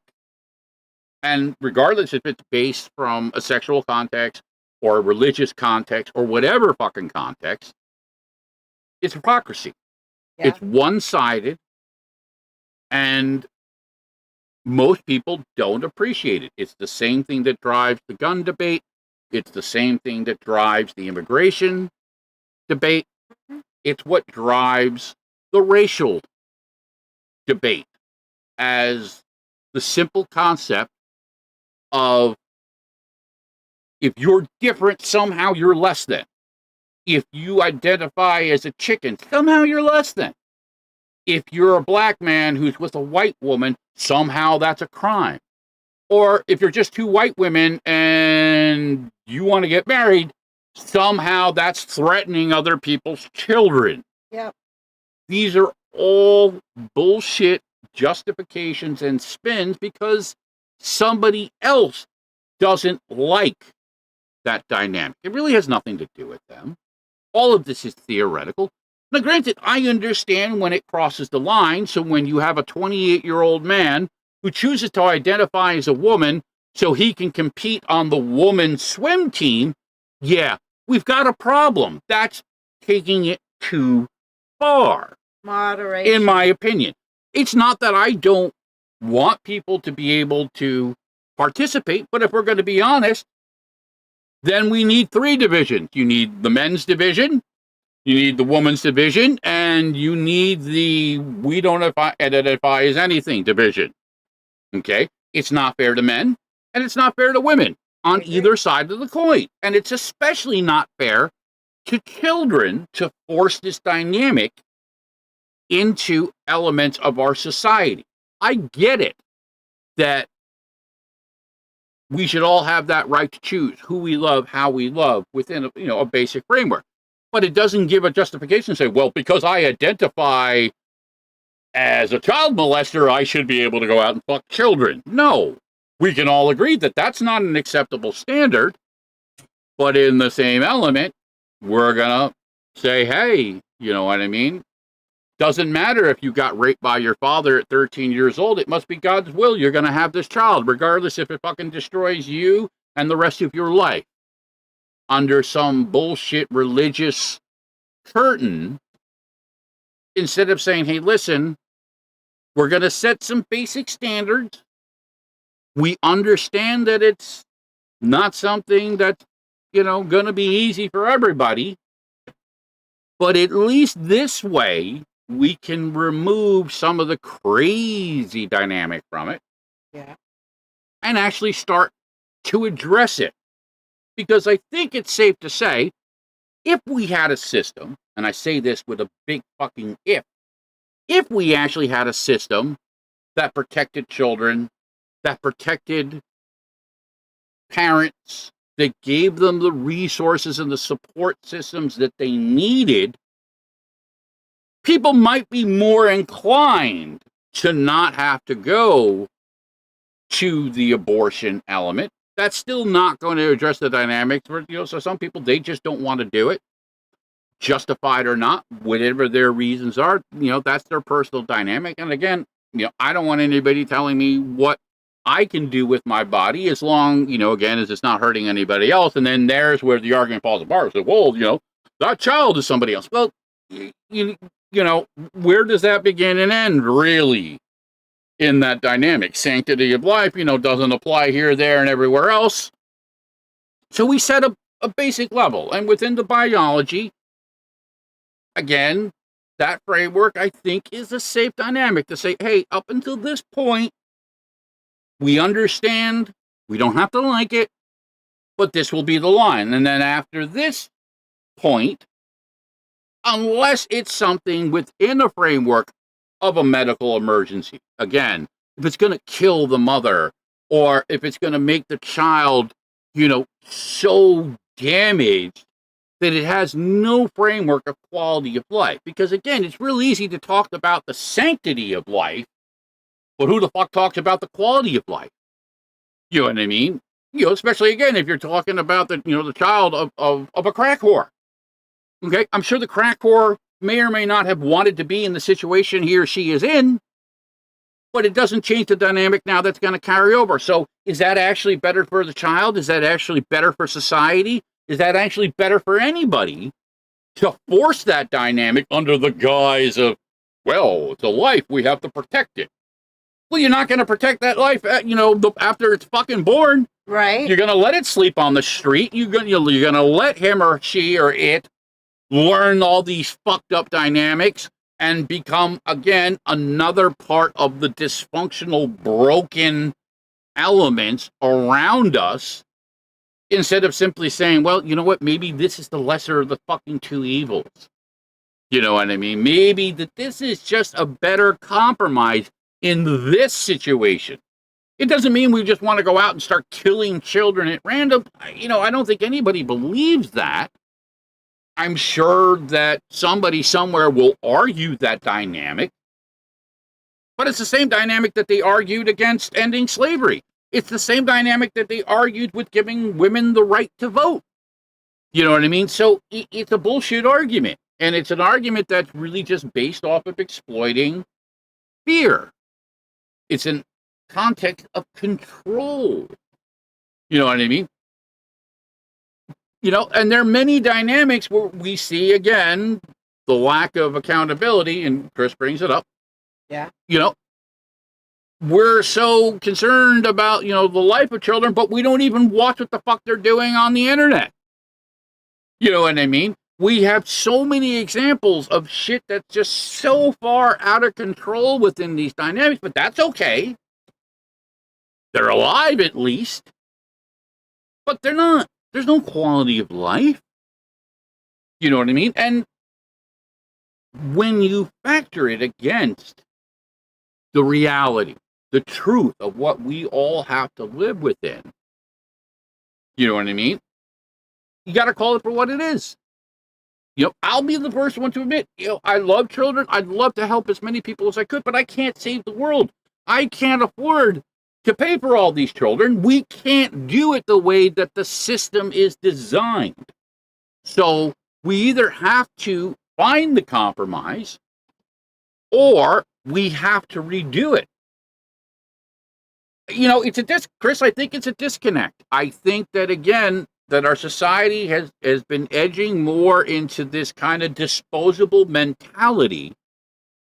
You know what I mean? Whereas, you know, people are so focused and caught up within their own dynamics that we've lost. And you know, listen, it's been talked about in many different, you know, the breakdown of the family system, the erosion of quote unquote, you know, family values. But some of it is just simply, you know, just people don't give a shit. You know what I mean? They just did, you know, that the children are nothing more than an afterthought. No. They're a side effect of, well, I stuck my dick somewhere and now I have this. They don't actually connect. They don't really care in a lot of ways. So they'll let them just kind of go through this or go through that. And they'll learn from the TV or from the fucking internet. And, you know, we don't reinforce the dynamics of education. It's not really about anybody's well-being. It's about some kind of weird Hammurabi style morality code. Yeah, and Chris, you make a great point. And therein lies part of the bigger irony in this. Somebody who actually wants to try and do the right thing has that taken away because of somebody else's interpretation or somebody else's perspective on a particular context or some, you know, fucking manipulation of a loophole or whatever the case. We know people, and we've seen the dynamic with some of our friends, and I experienced it firsthand when I was first doing it. And I know my brother Chris experienced it in his dynamic as a single father, that the system is broken at multiple levels, not just for women, but also for men. But more importantly, it fails the children. You know what I mean? Yeah. And that is really the greater tragedy, you know what I mean? Because it isn't all going to be black and white, no pun intended. Different elements, different variables, different situations, different people, but many of the same common themes repeat within that dynamic of how certain systems work, how our systems look at the dynamics of who is worthy, who is, as Chris says, the judgment based on some arbitrary dynamic that somebody wrote in a fucking manual, or because of a religious context, or because of a cultural context, or any number of analogies that have no fucking place in this determination. Yep. And the children are the ones that pay the price. And again, more iron, again, foster parents will get paid to take in children, but we won't actually help the actual parents in the degree to take care of their own children. Yeah. Because we don't want that dynamic. You know what I mean? And more times than not, it does more damage. And Jan brings up a great point. There are multiple sides of the issue, you know what I mean? And depending upon the situation and the context, yes, it does go both ways. Because sometimes children need to be removed from the fucked up dynamic that they're in because their parents are this or that or whatever the case may be. So you have to look at it for the specifics of the situation, but our system is not designed to do that. Most people, and again, I went through this personally in my experiences, they just look at the superficial. They just look at the outside wrapper. They don't have the time or the resources to actually spend any time to really do any kind of deep examination. You know what I mean? There are no real dynamics that apply outside, again, a caseworker's interpretation, what he or she perceives in any particular moment. Yeah. And, again, a lot of times, and this is the same problem we have within our education system, within teachers, cops, lawyers, a lot of these people, I wouldn't trust to make a fucking peanut butter sandwich. They got no business working with children. They have no business having a gun or a badge. They have no business being involved in politics. They have no business being in the dynamics of where they are. But because we have a free and open system, they get to exploit it. And then the rest of us are the ones that pay the price, situation to situation to situation. And it carries over, okay? If you don't think it affects you, if you've ever had your house robbed or your car broken into, or any number of analogies how these things carry over into the rest of our society. Maybe somebody got raped. Maybe somebody who got murdered. Maybe somebody like we do, like with a Chris Burns, and thank you for taking the time and having the courage to share that, where her children were fucking taken away from her. Yeah. Okay? And regardless of the context of whatever may or may not have been, this is not about judgment, she wants to be a mother. She wants the dynamic, okay? But we don't want to look at that dynamic, okay? Because it doesn't fit into the narrative. Because somebody else now is making a buck off of it. Because somebody else has a different perspective. It doesn't fit within their agenda. So regardless of whatever the reasons are, that dynamic has been taken away from her. Whereas we all know every day out there are shitty mothers and shitty fathers that are doing fuck tons of damage. But who's protecting those kids? Nobody. But that's okay because, he or she, because they have a job or they have money or they know somebody, so they get to skeet through. But because somebody like Chris, who didn't have the money or the resources to fight the dynamics of what was happening to her, nobody cares. Yep. Because it doesn't affect them. And until it does. Honey, I know you do. And listen, for whatever this is worth, thank you for sharing that dynamic and being honest. It takes a lot more courage and strength to talk about that dynamic. Share your story. Absolutely. You know what I mean? Than to, simply, and, I'm guilty of it too. I can point the finger at everyone and everything else around me and say, hey, this is fucked up, that's fucked up, and the other thing. But eventually we all have to take some degrees of responsibility for the elements that are around us. This is what separates us from the fucking animals. This is what Shiya and I talk about a lot in the dynamic of high-functioning empaths, strength in numbers. Yeah. You know what I mean? At some point, the hard choices have to be made. Somebody has to fucking do it. Somebody has to stand up and say, you know what? This is fucked up. You know what I mean? Jen, share something, and I'm going to share it because this is very powerful as well, too, and this is part of what I wanted to explore a little bit and put out there for people. And I will quote Jan directly. My daughter was in foster care because I had no one when I collapsed in the street and had to have a complete hysterectomy due to cancer. It was so difficult to get her back I jumped through every hoop they placed in my way. It took almost a year. And I was kicking heroin while all this went on. Luckily, I was not in trouble with the law for my addiction. Now, again, here's a dynamic. Not only is she speaking honestly, but she's taking responsibility for the dynamic of some of the elements that brought her to that situation. And unfortunately, again, the human price, the human dynamic that goes into it a lot of times is lost. It's forgotten, or it's purposely ignored because, again, it doesn't fit the narrative. It isn't pretty. We don't want to look at that. I will tell you honestly, and again, for whatever this is worth, I have more respect for recovering addicts, okay, than I do for many of the so-called normal professional people.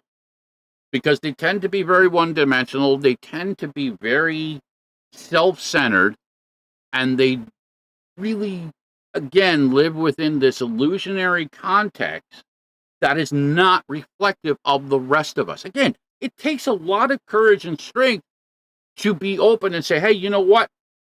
I went through this, okay, and I fucked up, but I found a way back. Thank you, Monkey. Have a seat right here real quick. It takes a lot of humility.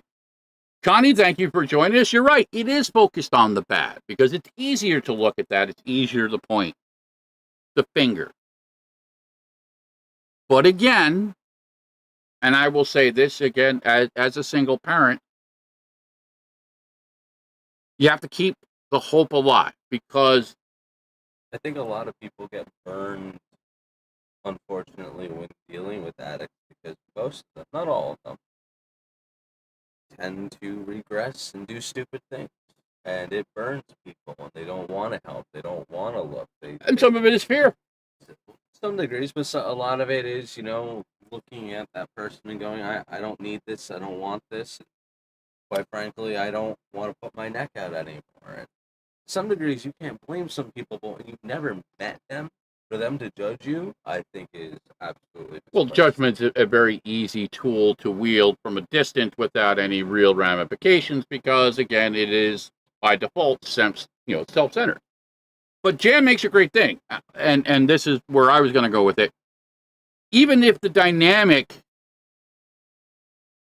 is for today, there will come a point in time, Chris, where your boys will be able to make their own decisions, okay? And that will be, again, an opportunity for you. I know it's not what you want, and the process between now and then, yeah, it's going to suck, but there is... It ultimately becomes their choice. But there's hope there. There is the opportunity there, whereas sure a lot, and it's not to dismiss what you feel, but a lot of parents don't have that option. Their children, they'll never have that opportunity for whatever reason or another, either, because of death or some other context that has just completely destroyed that opportunity. You know what I mean? So whereas, yes, I get it, it sucks, it's a shit sandwich, but sometimes the only thing we can do is grab whatever little bit of positive context we can and hold on to that. If not for ourselves, for the dynamic of them. Because ultimately, that's really what it's about. You hold the line, and the opportunity will be there. The system only works to a certain degree, and thank God for that, because at some point, they will be able to make their own choices, and then you'll be able to address that. It's not going to change the damage and the pain and everything else from before, but you at least have the opportunity at some point. So the best you can do, you hold the line, you live your life, and you wait for that, okay? That's all you can do, hon. You fight it as best you can, but the point is that you fight it. You fight it the only way that you can, and you do it from the position of love for them, if nothing else. Connie brings up a great point, and thank you, Connie, for this. Addiction comes in more ways than just one form. Oh, yeah. I have said this many times, and it's my philosophy that I believe the human condition, by its very nature, by default, is addiction. We like what we like. The experiences that we enjoy, by default, we want more of. It tastes good, we want to eat it. It smells good, we want to smell it. It feels good, we want to feel more of it. That is the nature of the empathic experience. We feel things, and the things that we like, And it's a survival we want thing. more of. Some of it is It's a survival, survival thing. Things that are good for us, that's things that we and like. it sometimes goes out of whack. And that's Yeah. where the addiction, quote unquote, because it's just a word, it's a label, but it becomes a negative context. It does damage. When it comes down to it, we're all addicted to feeling good. We want to feel good. It's just what are we willing to do to go through it, and are we willing to turn our back on the rest of life in favor of said feel good? Well, I mean, it's the old Buddhist analogy. It's balance. It's about finding balance, and balance is relevant to the individual and the situation. Yeah. Sometimes it's a lesser of two evils. I've seen this dynamic play out within recovery, and it's part of why Ashley, myself, and Shiya kind of started up the alternative recovery group, because not everybody's process of recovery is the same. No, So it's if- really not, because I've seen a lot in recovery that faith is their answer to it. And I know a lot of people that doesn't work. Right. No. To me, I find that the opposite of addiction is discipline, not faith. And for me, I find the opposite of addiction is connection. And to some degree, it's about the situation. Yeah. Lesser of two evils. So again, if you're somebody who's struggling with a heroin addiction, and the best thing that you can do to get from point A to point B is to be on methadone, that's a lesser of the two evils. It's not the perfect solution, but it's better than not trying. So it's progress. But a lot of people in recovery would say, well, no, that doesn't count. You're not actually following the program. It's bullshit. Or what about somebody who wants to smoke pot to recover Right. from cocaine? So or in the context, like, again, Or if you're talking about quality of life and you're trying to deal with pain management, what's the lesser of two evils? Fucking pharmaceutical narcotics, which we all know the science says destroys people's lives? Or maybe they smoke a little bit of weed, or they have a beer or two. Again, I think context. all of this has to be done in moderation. All of it has to be done with discipline, though. Because I tell you what, it does you no fucking good to replace a cocaine or a heroin habit with alcohol. discipline is No, you're right. It's just trading off one dynamic for other, but it's the process. If that's what you have to do to shift it, as long as you are moving past all of it. It's not, an overall whitewash. discipline itself. I've seen people who are addicted to exercise. Listen, Me people are personally, I'm addicted to power. spirituality. People become addicted to sex, food, any number of analogies, and they're all based on one common denominator.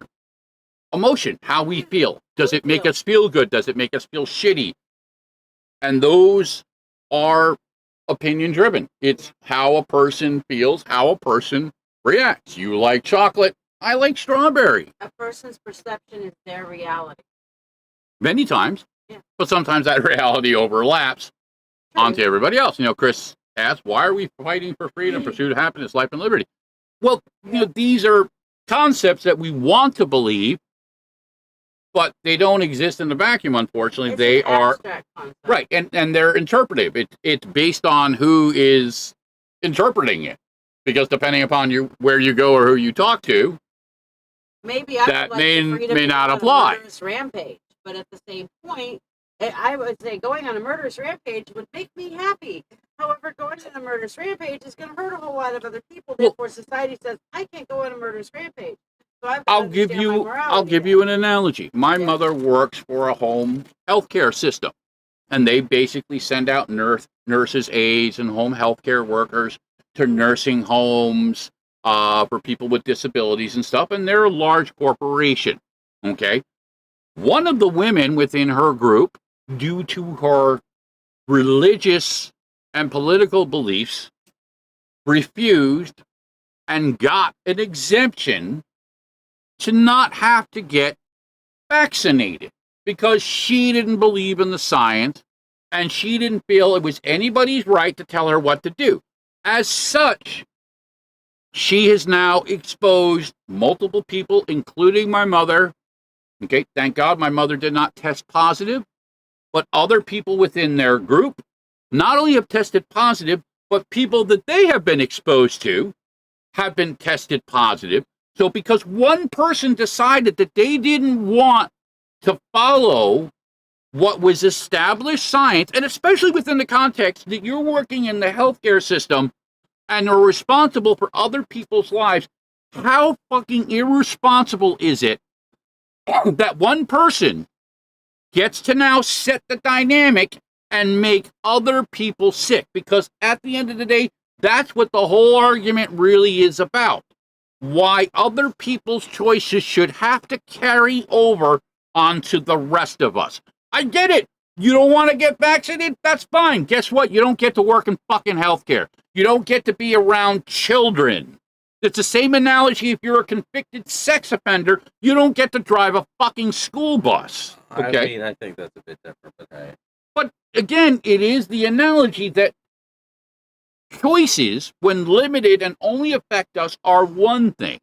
But when they carry over and affect other people, especially when it's based off of a self-centered, well, my reality, my God says that no. Because guess what? God isn't out there saving the children. God isn't out there fucking stopping the forest fires or the pollution or the rape or the murder. So whereas I don't begrudge you if you want to believe in the magical man in the sky, he isn't doing anything for the rest of us, and he hasn't for a long fucking time. Well, so here's the reality. Go ahead, please. I feel like to leave that on a slightly better note. You're kind of raging out again. Rage. Is this, that as a religious person, I am not. You can, if you are, think of it like this. Why did God create atheists? So that you can look at the world through our eyes. An atheist that does good does it solely out of compassion, born from their own heart and their own ideals. That is what any quote-unquote religious person should strive to, is not doing good because you've been told to, or fear of punishment. Right. But because it's the right thing. And I think that should boil down across the entire spectrum. And that brings my point earlier, that morality does not need to be taught through religion. Morality can be taught separate from religion. You're the perfect example. But atheists are here on this planet. If you want to look at it through a religious perspective, I have heard a lot of people talk about that. The reason atheists are all here, if you want to look at it this way, is to show that we can do good without religion, and that people are inherently good. And one of my favorite quotes is actually from Gandhi, and it's dual faceted to some degree, so take it as you will, is that imagine humanity like the ocean. There are a few bad drops. Do you call the ocean dirty? Absolutely not. I like one of Gandhi's other quotes. I like your Christ, I do not like your Christian. Well, I mean, this is the problem. This is the problem with all elements of philosophy, religion, dogma, etc., etc. If you look at the ocean now, it's not that it's not that the concepts per se are all wrong. It's the interpretation and how they are played out. How man, and I say this again, man, woman, in between, utilizes how they is applied in a dynamic versus what the actual ideology is. You know, again, I said it earlier. You know, Jesus preached love. You know, his lesson. Right. He threw the moneylenders out of the temple. He hung out with lepers and whores. And tax collectors who were like the ultimate undesirable, even beyond lepers and whores. You know what I mean? Compassion for that, but asshole tax collectors, fuck y'all. Yeah. There's nothing in there that says anything about this, that, or the other thing, but it gets interpreted, and we already know from history that the book has been selectively rewritten. Because it's always written by the victor. Well, yeah, but it's also been rewritten for selective elements. Well, but that's exactly my point. History has always has been rewritten by those in power. Yeah. Selectively, from their perspective, to call for control, to keep control. And we come full circle to now is controlling women's bodies again. So you have government But- and religion in tandem, and then they start doing this bullshit. Yeah. You But know, I didn't think time travel was possible. The other morning I woke up, it was 1950s. What the fuck?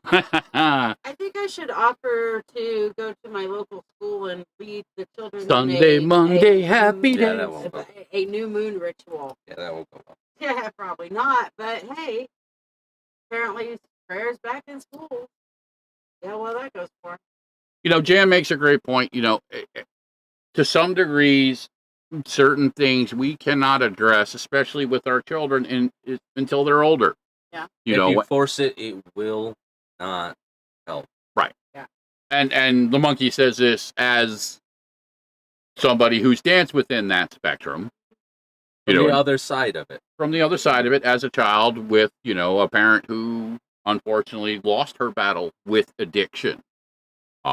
And it is unfortunately, you know, the type of dynamic that is unique. You know what I mean? Sometimes things happen. It's nobody's fault per se. You know what I mean? It's not fun. It isn't, you know, pretty. If you can't work on yourself, it's only going to hurt Right. Yeah. And, children. you know, to some degrees Because- also, too, we can't change the dynamics of things we can't control, obviously. Other people, systemic elements of the system, you know, again, you can scream and cry and, you know, point it out, but it isn't going to change it. It is what it is. So the only thing we can do is change how we react to it, how we respond, what we do with it, not only from a physical context, but how we let it roll in our head, how it affects our self-esteem, how it affects our ability to not only interact with other people, but, you know, to be honest with ourselves or anybody else. So, you know, there are many different layers that, you know, will come into play. So I'm going to keep it going for a little bit extra tonight since we got a couple of people hanging around. I'm going to take a break real quick. I'm going to do a track. I've been doing this every week because we will be performing September 17th. Okay. This is going to be maybe the only performance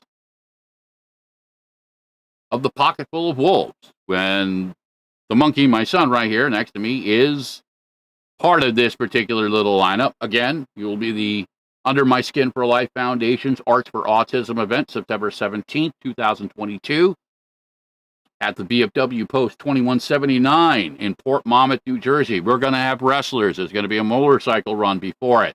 We're going to have bands. We're going to have the Rat down there. We're going to have food and ice cream and stuff for the kids and auction and, you know, a lot of good stuff for people to interact. It's for a great cause, to raise money for kids for a local autism charity, Oasis Farms in central New Jersey, that does summer programs for kids for autism, you know, specifically for, you know, families that, you know, can't afford it otherwise without this type of support. They do like the scholarship type of things, and, you know, they actually try and make a real difference within the communities and stuff. So we're going to be there and we're going to be playing, and we'd love to have everybody come out and be a part of that. So I'm going to share with you one of the tracks that we're going to be playing, and it's actually me and the monkey and the rest of the guys playing it for the first time. It's our Predator mode. Yes, I'm redundant. I'm a redundant wolf sometimes, but yes, that's what I do. So take a couple of minutes, enjoy Action Live, and then we'll come back and spend a few more minutes and wrap things up.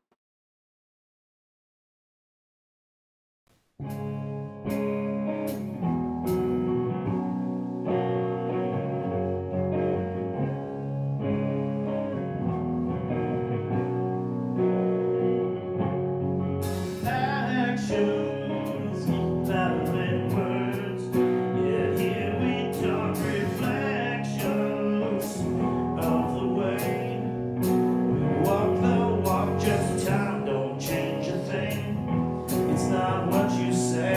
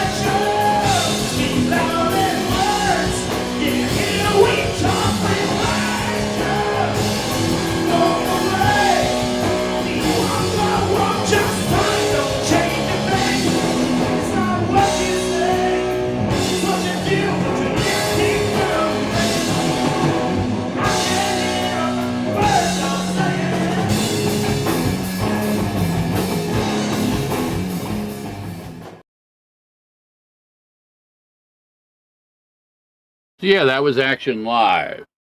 That was the first time we played that. And again, sometimes the music just flows naturally. Now again, I'm lucky, I'm blessed in the dynamic that most of the musical interaction, obviously, between myself and my son has been a dynamic that we built and grew together. So it's a natural dynamic. And I've known Greg for almost 30 years. So it created a really nice dynamic for us to kind of just come together. And again, like I said, September 17th is for a great cause. Now, there are a couple different ways. Again, if you want to support, if you want to be involved, you can obviously through undermyskintat.com, through paposticker.company.com, and obviously Broken Pass New Jersey, which is my brother Tony's band. They will also be performing at the event. We have a bunch of other people that are within our circle I'm going to talk about real quick. We've got, obviously, our sister, Ashley Hart, and Hart's Creations, Dream Catchers with Intention. And she is generously put together a specialty dream catcher for the event that will be auctioned off. You know what I mean? We also have our good friend Suzanne with Mystical Moons, who has supported us for quite some time. So, you know, again, go check her out. She's got some great sales the last couple of weeks. Y'all definitely need to check out those sales. And of course, the first time you order from her, mention my name or the Old Wolf, and you'll get 25% off your first order. Beat that. Yeah, I mean, again, you know, certain things, you know, listen, you know, bullshit, man, doesn't fly. And, you know, you have somebody like Suzanne who constantly goes out of her way because she actually believes in what she does. It isn't just about the money. And it's the same dynamic. You know, we do the podcast for free because of elements of things like Shiya's mentorship circle. Yes. You know, that's a dynamic that drives our ability to be able to do the other things, to do the free tarot readings, to be able to do all these other dynamics, to perform at a charity show. And again, not only are we not making any money off of that, we're actually supporting it additionally with other stuff that we're doing. Well, so it's a strength in numbers. It's strength in numbers. We're there fully to support this because the monies that go from that charity go directly to actually helping out people, real people, versus advertising and marketing. And again, it's a personal rant that I'll go off on another time. I'm not going to convolute it. It's a good rant, though. But listen, again, I believe in what Tony has done, and Tony's analogy, I believe, was right then and is still right now. Helping those in times of need needs to be focused within the dynamics of where we are. That's all we really can do at the end of the day, is try and shift what we can around us. Okay? Don't get me wrong. If you've got the ability, if you've got the resources to be able to do more, by all means, go for it. But we can at least do little things within the dynamics of our own communities. We can help. Okay? And even if we're not within the dynamic specifically of the community, the beautiful thing about the technology we have is that we can still support people. Even if it's just something like liking and subscribing to a YouTube channel. Please and thank you. You know what I mean? Or the dynamic of getting some custom stickers from a guy like Tony Rodriguez. Yeah. You know what I mean? Or the dynamic of joining Shiya's mentorship circle to learn about tarot and magic and, you know, interact with the community and, you know, some of the other little things, you know, that go with it. AKA the Mentorship Monday. Yes. Dynamic. Mentorship Mondays. Everybody who's a member of the mentorship circle, it's only $25 a month, gets to come on every Monday to my lives when I have lives on Mondays and ask for a reading. Get a full reading from me. Ask a question, get a reading. So that's like 4 to 5 free readings per month. Little dynamics that we try and do. The universe has been generous to us. Part of the philosophy is that you have to continually give back. So we try and give back. If you find this podcast informative, then and enjoyable, share the podcast. Please, and just, you know, again, if you can, go to the YouTube channel, like and subscribe. eventually, and, for anybody who's still here actually listening, sneak this in at the end.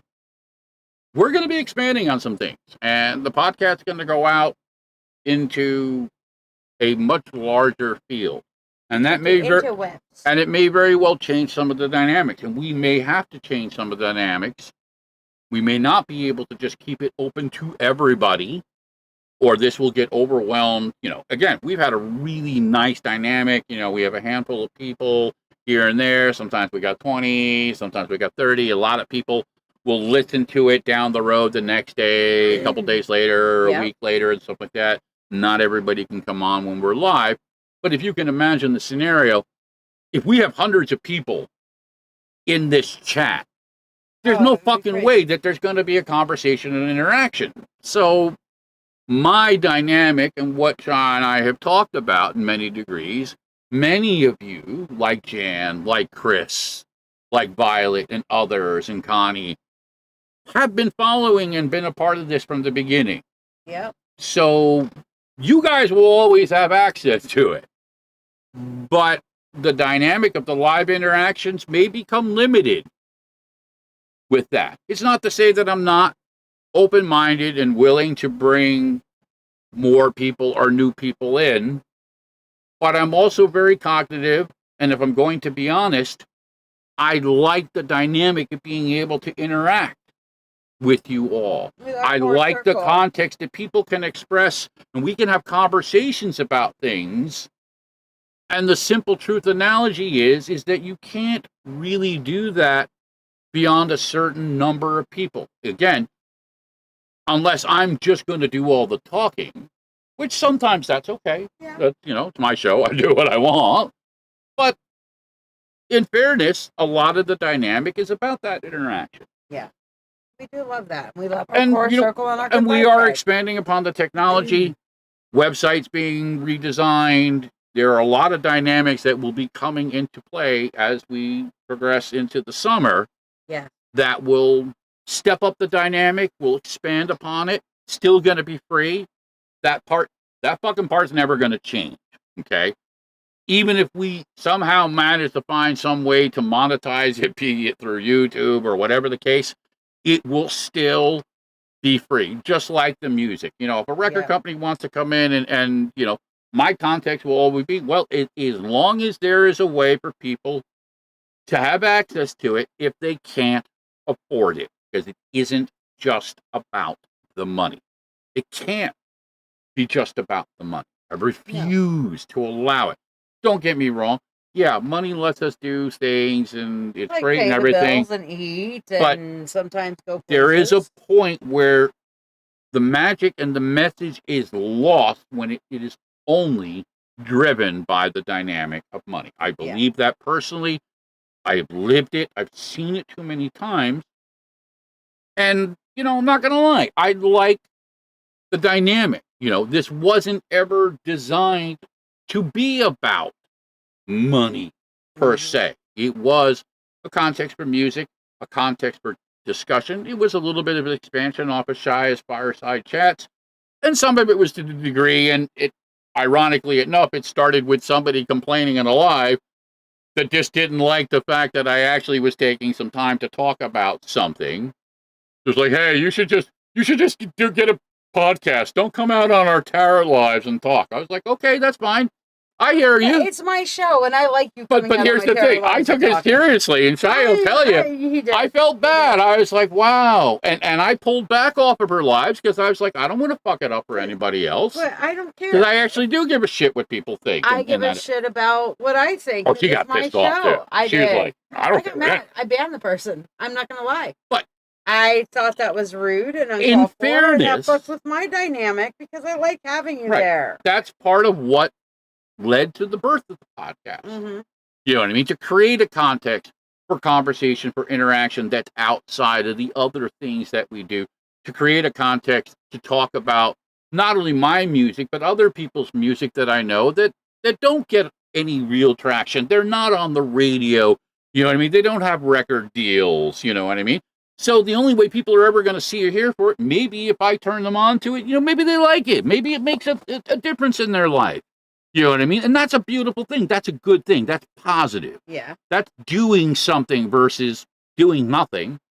And if, again, if anything, I'd rather be trying to make a difference versus not. I agree. The old analogy, you're either part of the solution or you're part of the fucking problem.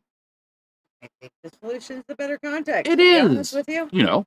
That's my thought. Now, again, ironically, we changed the wording of the dynamic of the episode, the Handmaiden's Rage, because we didn't want to tap into anybody's We don't want to step on any intellectual property, because now words are owned, obviously. Oh, you can't say that word because we own that word. Insane that we're now, okay. we want to tell women what to do with their bodies. We want to control this, but everybody gets guns, which I'm okay with, most of you having guns, but I'm not going to lie. I don't think everybody should have fucking guns. Okay? There are some people out there that we wouldn't trust to make a fucking peanut butter sandwich, let alone have a goddamn weapon. There's a lot of people I wouldn't trust to make a peanut butter sandwich, let alone a weapon. But here I think it should be regulated just like cars. Here is the dynamic, Violet. Everybody's perceptions, and especially within the context of social media, Facebook specifically, rules vary based, again, upon people's interpretations. Yep. And a lot of those dynamics are based around the context of fear. Now, I won't lie, and Shiya has been very honest, we maintain some of those types of rules. In other words, we don't let people just pop out on here and just start doing whatever the fuck they want, because a lot of it is scam. A lot of it is bullshit. They're looking to take advantage of people. We've always left the door open, and again, anybody who's followed Shiya or myself knows that many times other people will come on and do readings. I've done readings. Melanie France has done things before. Yes. We've had other people engage. And it's one of the things with the new technology that we have that we're expanding on within the mentorship circle and others, so that way other people can come on and do different dynamics, be it alive, be it this, be it whatever. Or like but not everybody feels the same way. And some people, honestly, are just looking to take advantage, aka steal their clients. My philosophy about that context is, if you're honest about what you do, and if somebody chooses they want to interact, if they're called to it, that's their choice. That's their right. Be it myself, be it Shiya, be it anybody else who does this, okay? But if your context is that if you have to be manipulative or lie or scam your way to get to that, then my belief, my morality says that I need to draw that line, not for myself, but for all of you. It's not fair to the rest of you to have that dynamic, to be put into that situation. Again, doesn't mean you can't go check out this place or that person or anything like that. I always recommend it. I believe that people should explore things. Find out for yourself. You know what I mean? That's okay. You're allowed to. You should. That's part of what life is. That's part of what experience is to find out what works for you. Take what you need. Leave the fucking rest behind. It doesn't matter. We're not going to be offended. We'd love to have everybody be here. But we also understand that that dynamic may not always work, and it may not speak to everybody. And again, within the elements of Facebook and some of these other things, well, that's what they do. You know what I mean? And people react different ways. Some of it is, as you say, and quite so, some of it is stupid. You know what I mean? But some of it also has some underlying dynamics that we don't always talk about. And let's be honest, we're not always comfortable talking about, because it reflects the things that are uglier. It reflects the dynamics that even within our community, within the aspects of magic and psychic this or tarot that. Or spirituality in spirituality. And again, words being what they are, learning. Yeah, but if they're creating a group, then they get to set the rules, right, as long as it's within Facebook standards. And that you is... You can always create your own. It doesn't always make sense.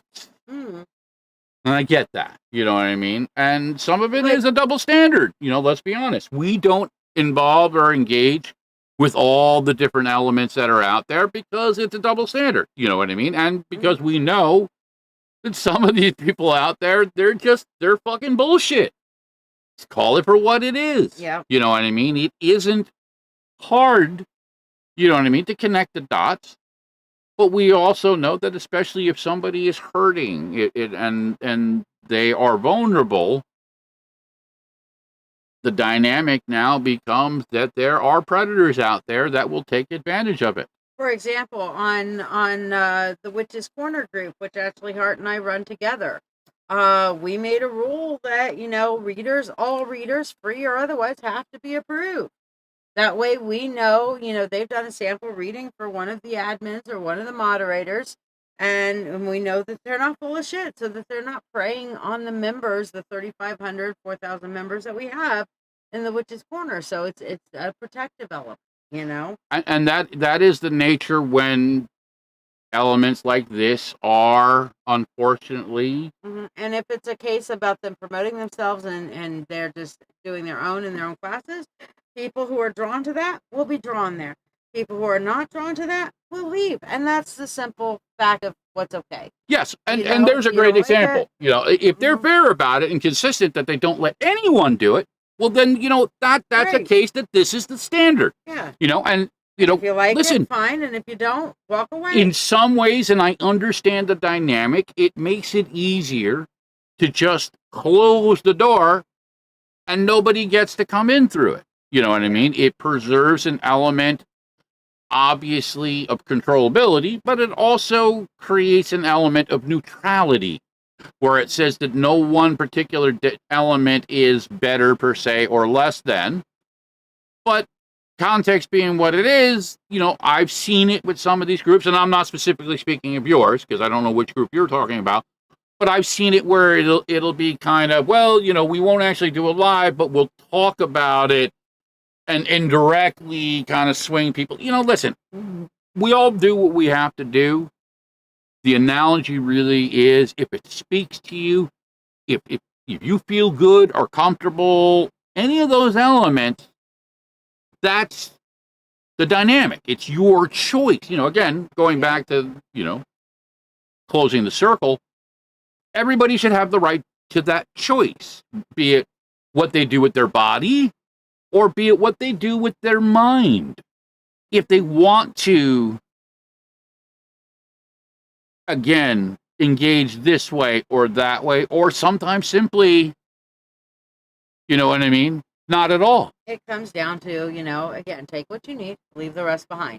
If there's an element and it's not harming you or it's not harming anybody else, then just walk away. Let people be drawn to what they're drawn to and find another way to introduce yourself to other people. Yes, you know, some of that violet is going to be in that dynamic. But I suggest this, and here's my honest, humble advice to you. You don't need any of that to be able to do what you're talking about. Just do it, okay? Yeah. Because this is and I will be absolutely blunt. All of this started within an organic element, okay? Even if it's just 2 or 3 people, believe me when I say that will have more power than any of this other bullshit out there. And I understand the dynamic. I started doing live readings just on my own personal profile. Right, because we see these other things around us and we're naturally inclined to say, well, this is what I have to do too. You don't, okay? Yeah. Be Violet. Be Liz. Be the Hierophant. Be Liz.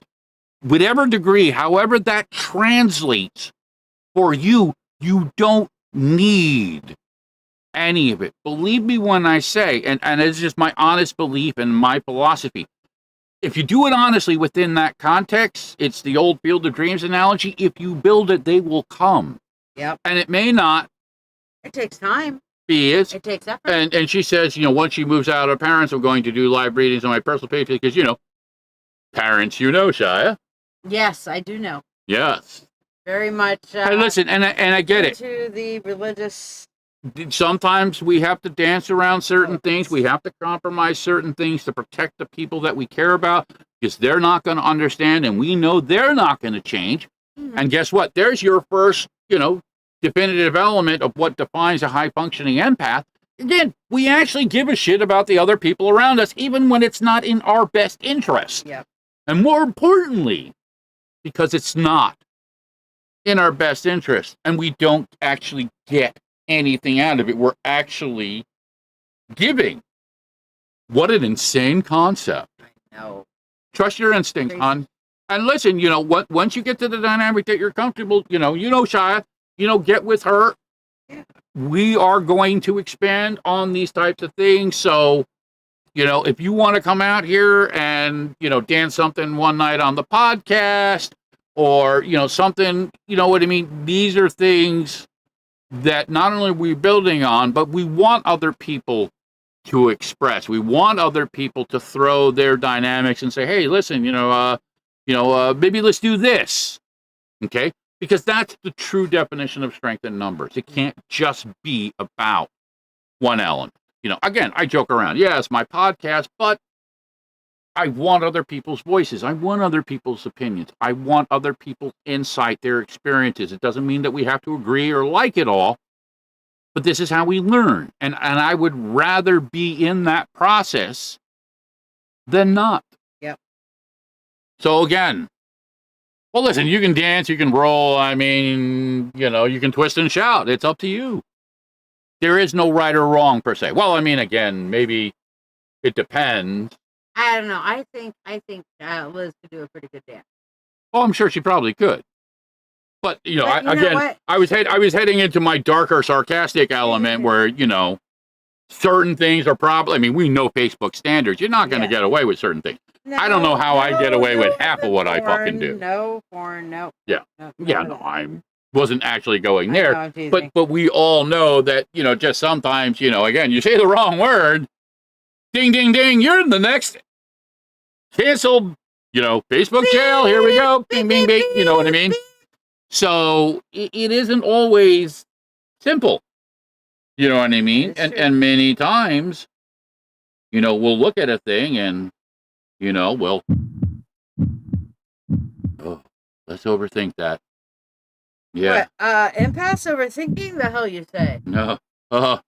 And we'll just spin ourselves into a fucking hole, even though there's not actually anything going on. Listen, again, it's all subjective. It's never static, in my opinion. Especially when you throw it up against the, everything else that's going on out there with, this insanity, that insanity, or, you know what I mean, this, that, and the other thing.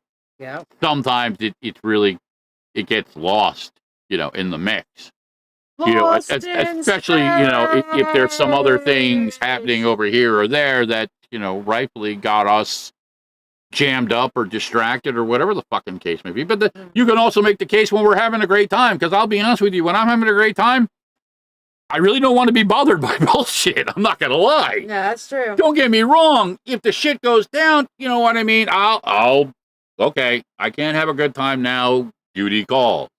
And I'll do it. Okay? I won't always be happy about it. And again, I'm not going to bullshit and lie, but I'll still do it. I'll do it again. Dude, shut the fuck up, Biggie. Make me. Mickey! Fucking stupid little. Cody, shut the fuck up. Oh. Yeah, we do fucking weird shit. Yeah. We do comedy. We do a little bit of this. We do a little bit of that. Part of the dynamic of magic. Magic has many forms. It's like energy. It is energy. You know what I mean? But here, wait. There's a noble thought. Science, magic, energy.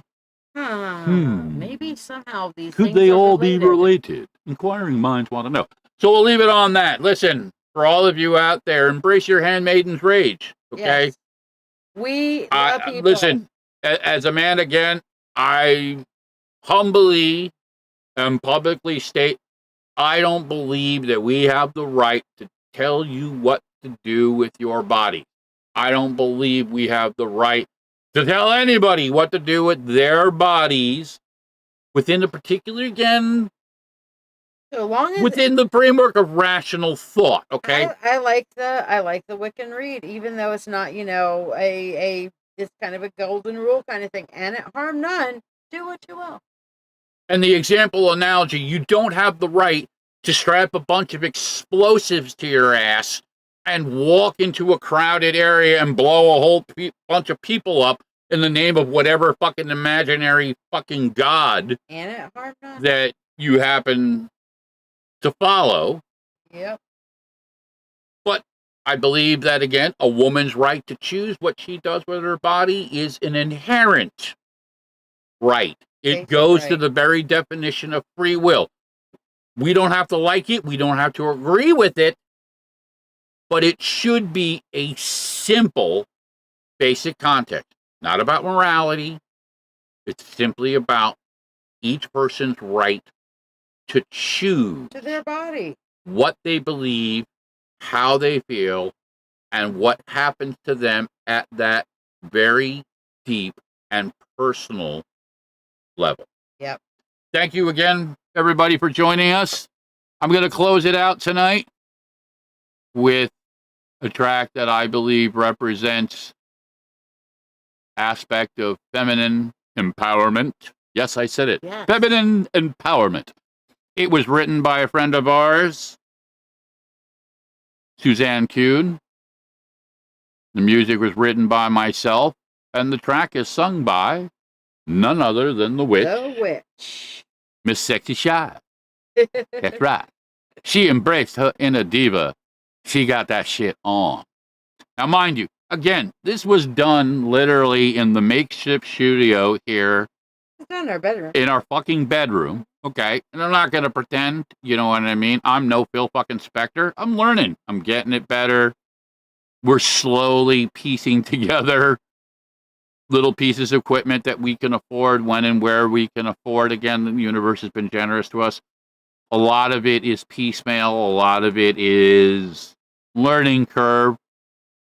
But with that being said, I really think that she did an incredible job with it, and I think you am did an incredible job with it. well, Mr. Music Man. It's really not about me. It's about don't- you and Suzanne.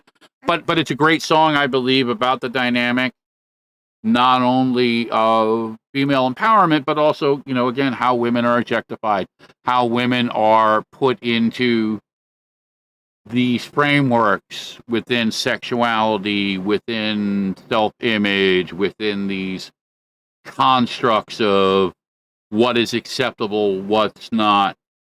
You know, you're a saint, but you're a whore. You know, these are ugly words to some degrees, but both can be just as damaging depending upon how they're used. So again, without that, we're going to close out with Her Desperate Mind. Shiya will be back tomorrow night, Wednesday, 8 p.m. Eastern Standard Time for What the Fuck Wednesday. What the fuck? So yeah, anybody wants to come back and do that Tara thing, Yeah. tomorrow, 8 p.m. And y'all better show up tomorrow because I ain't going to be here on Friday. I'm going to a friend's wedding. And I am actually going to be embracing one of my old careers of being a photographer. Oh. Yeah. So nice. So yeah, she's got that going. Jan, I'm sure Shiya will be more than happy to... I will absolutely send you some Reiki energy. I've told you this many a time. Anytime you ask, you got it, girl. So I will focus on you. Absolutely. Just Little things that we can enjoy do. the music, and I will send. And you know what? Fuck it. I'm just gonna go light a candle for you. Well, there you go. Yeah. She's actually going to go work some magic for you, It sister. is the new moon today. Yep. I am going to go light a candle specifically for you, Jan, that you manifest good health, strength, and well-being, and rest and healing. Actually, you know what, Jan? I'm gonna take it a step back, okay? And just for you, I don't know if any of the tracks that we've done speak to you specifically, besides, like, I don't have any of the classical ones, like the ones that Shiya uses in her lives a lot. All of the tracks that I have are basically like the recorded songs that I've done. Yeah, no. It's not about taking advantage of any generosity. You're part of our circle. This is, again, the very definition of dynamic of strength in numbers. We give and take. You support us, we support you. It's not about the definition of what that support translates to, because it's not Yes, right. You can't equate it. You know what I mean? That's what makes it real. That's what actually works versus what we all know as the phony, superficial, bullshitty kind of, well, you know, if it suits the context and if there's something in it for me, yeah, no. It doesn't have to be that way. So Candles listen, lit. candles lit. Basic question: is there a track within some of the tracks that I've done, per se, that you would like me to do? Again, outside, I don't have any of the actual Reiki tracks, but I've got Demons, I got Her Desperate Mind, Mama Rocks, View Below, Just Like Me, Keep on Talking. If any of those speak to you a little bit more than the others, we can close out with any of them for you, hon. So yes, just like the old days, you got Wolf FM taking your requests. All rock, all the time. So, Jan Ivy, what would you like to hear? Demons. Demons. She went dark. She went dark. Well, hey, sometimes dark helps you release those elements. That one doesn't work. Yeah, well, I'll make it. Then you're gonna have to take. Well, then it doesn't work. So guess what? As per our sister Jan, we're closing out with Demons. So I'm sorry, you got vetoed. I got vetoed. Yeah. That's okay. You got vetoed tonight. But we'll do it again. We'll do it. I'll do it again. We'll I'll do it. I'll do it. I liked it. Oh, did you really? I did. I'm glad. Do you love me? I did. Could you learn to love me? If you have creamy Baileys. Ooh. Creamy Bailey's in the shoe. So with that, we're going to leave you with Demons. Know that you are loved. Thank you again for all your support. And Jan's like playing both. I'll keep it running for a few. Yeah, I guess why not? If anybody wants to stick around and listen to it, but yeah, by all means. I mean, they're all available on the web, so it's not like people have to. And again, I always like to point this out. These tracks are available on YouTube. You can just click them and listen to them whenever the hell you want. They're yours to use, you know. But we're going to close out with Demons, and then we'll segue to Her Desperate Mind. So we'll double track it. Why the hell not? Why the hell not? So that's what we're going to do. Love you, Jan. Listen, as always, you hang in there, sister. Love all of y'all. And we'll talk to y'all soon.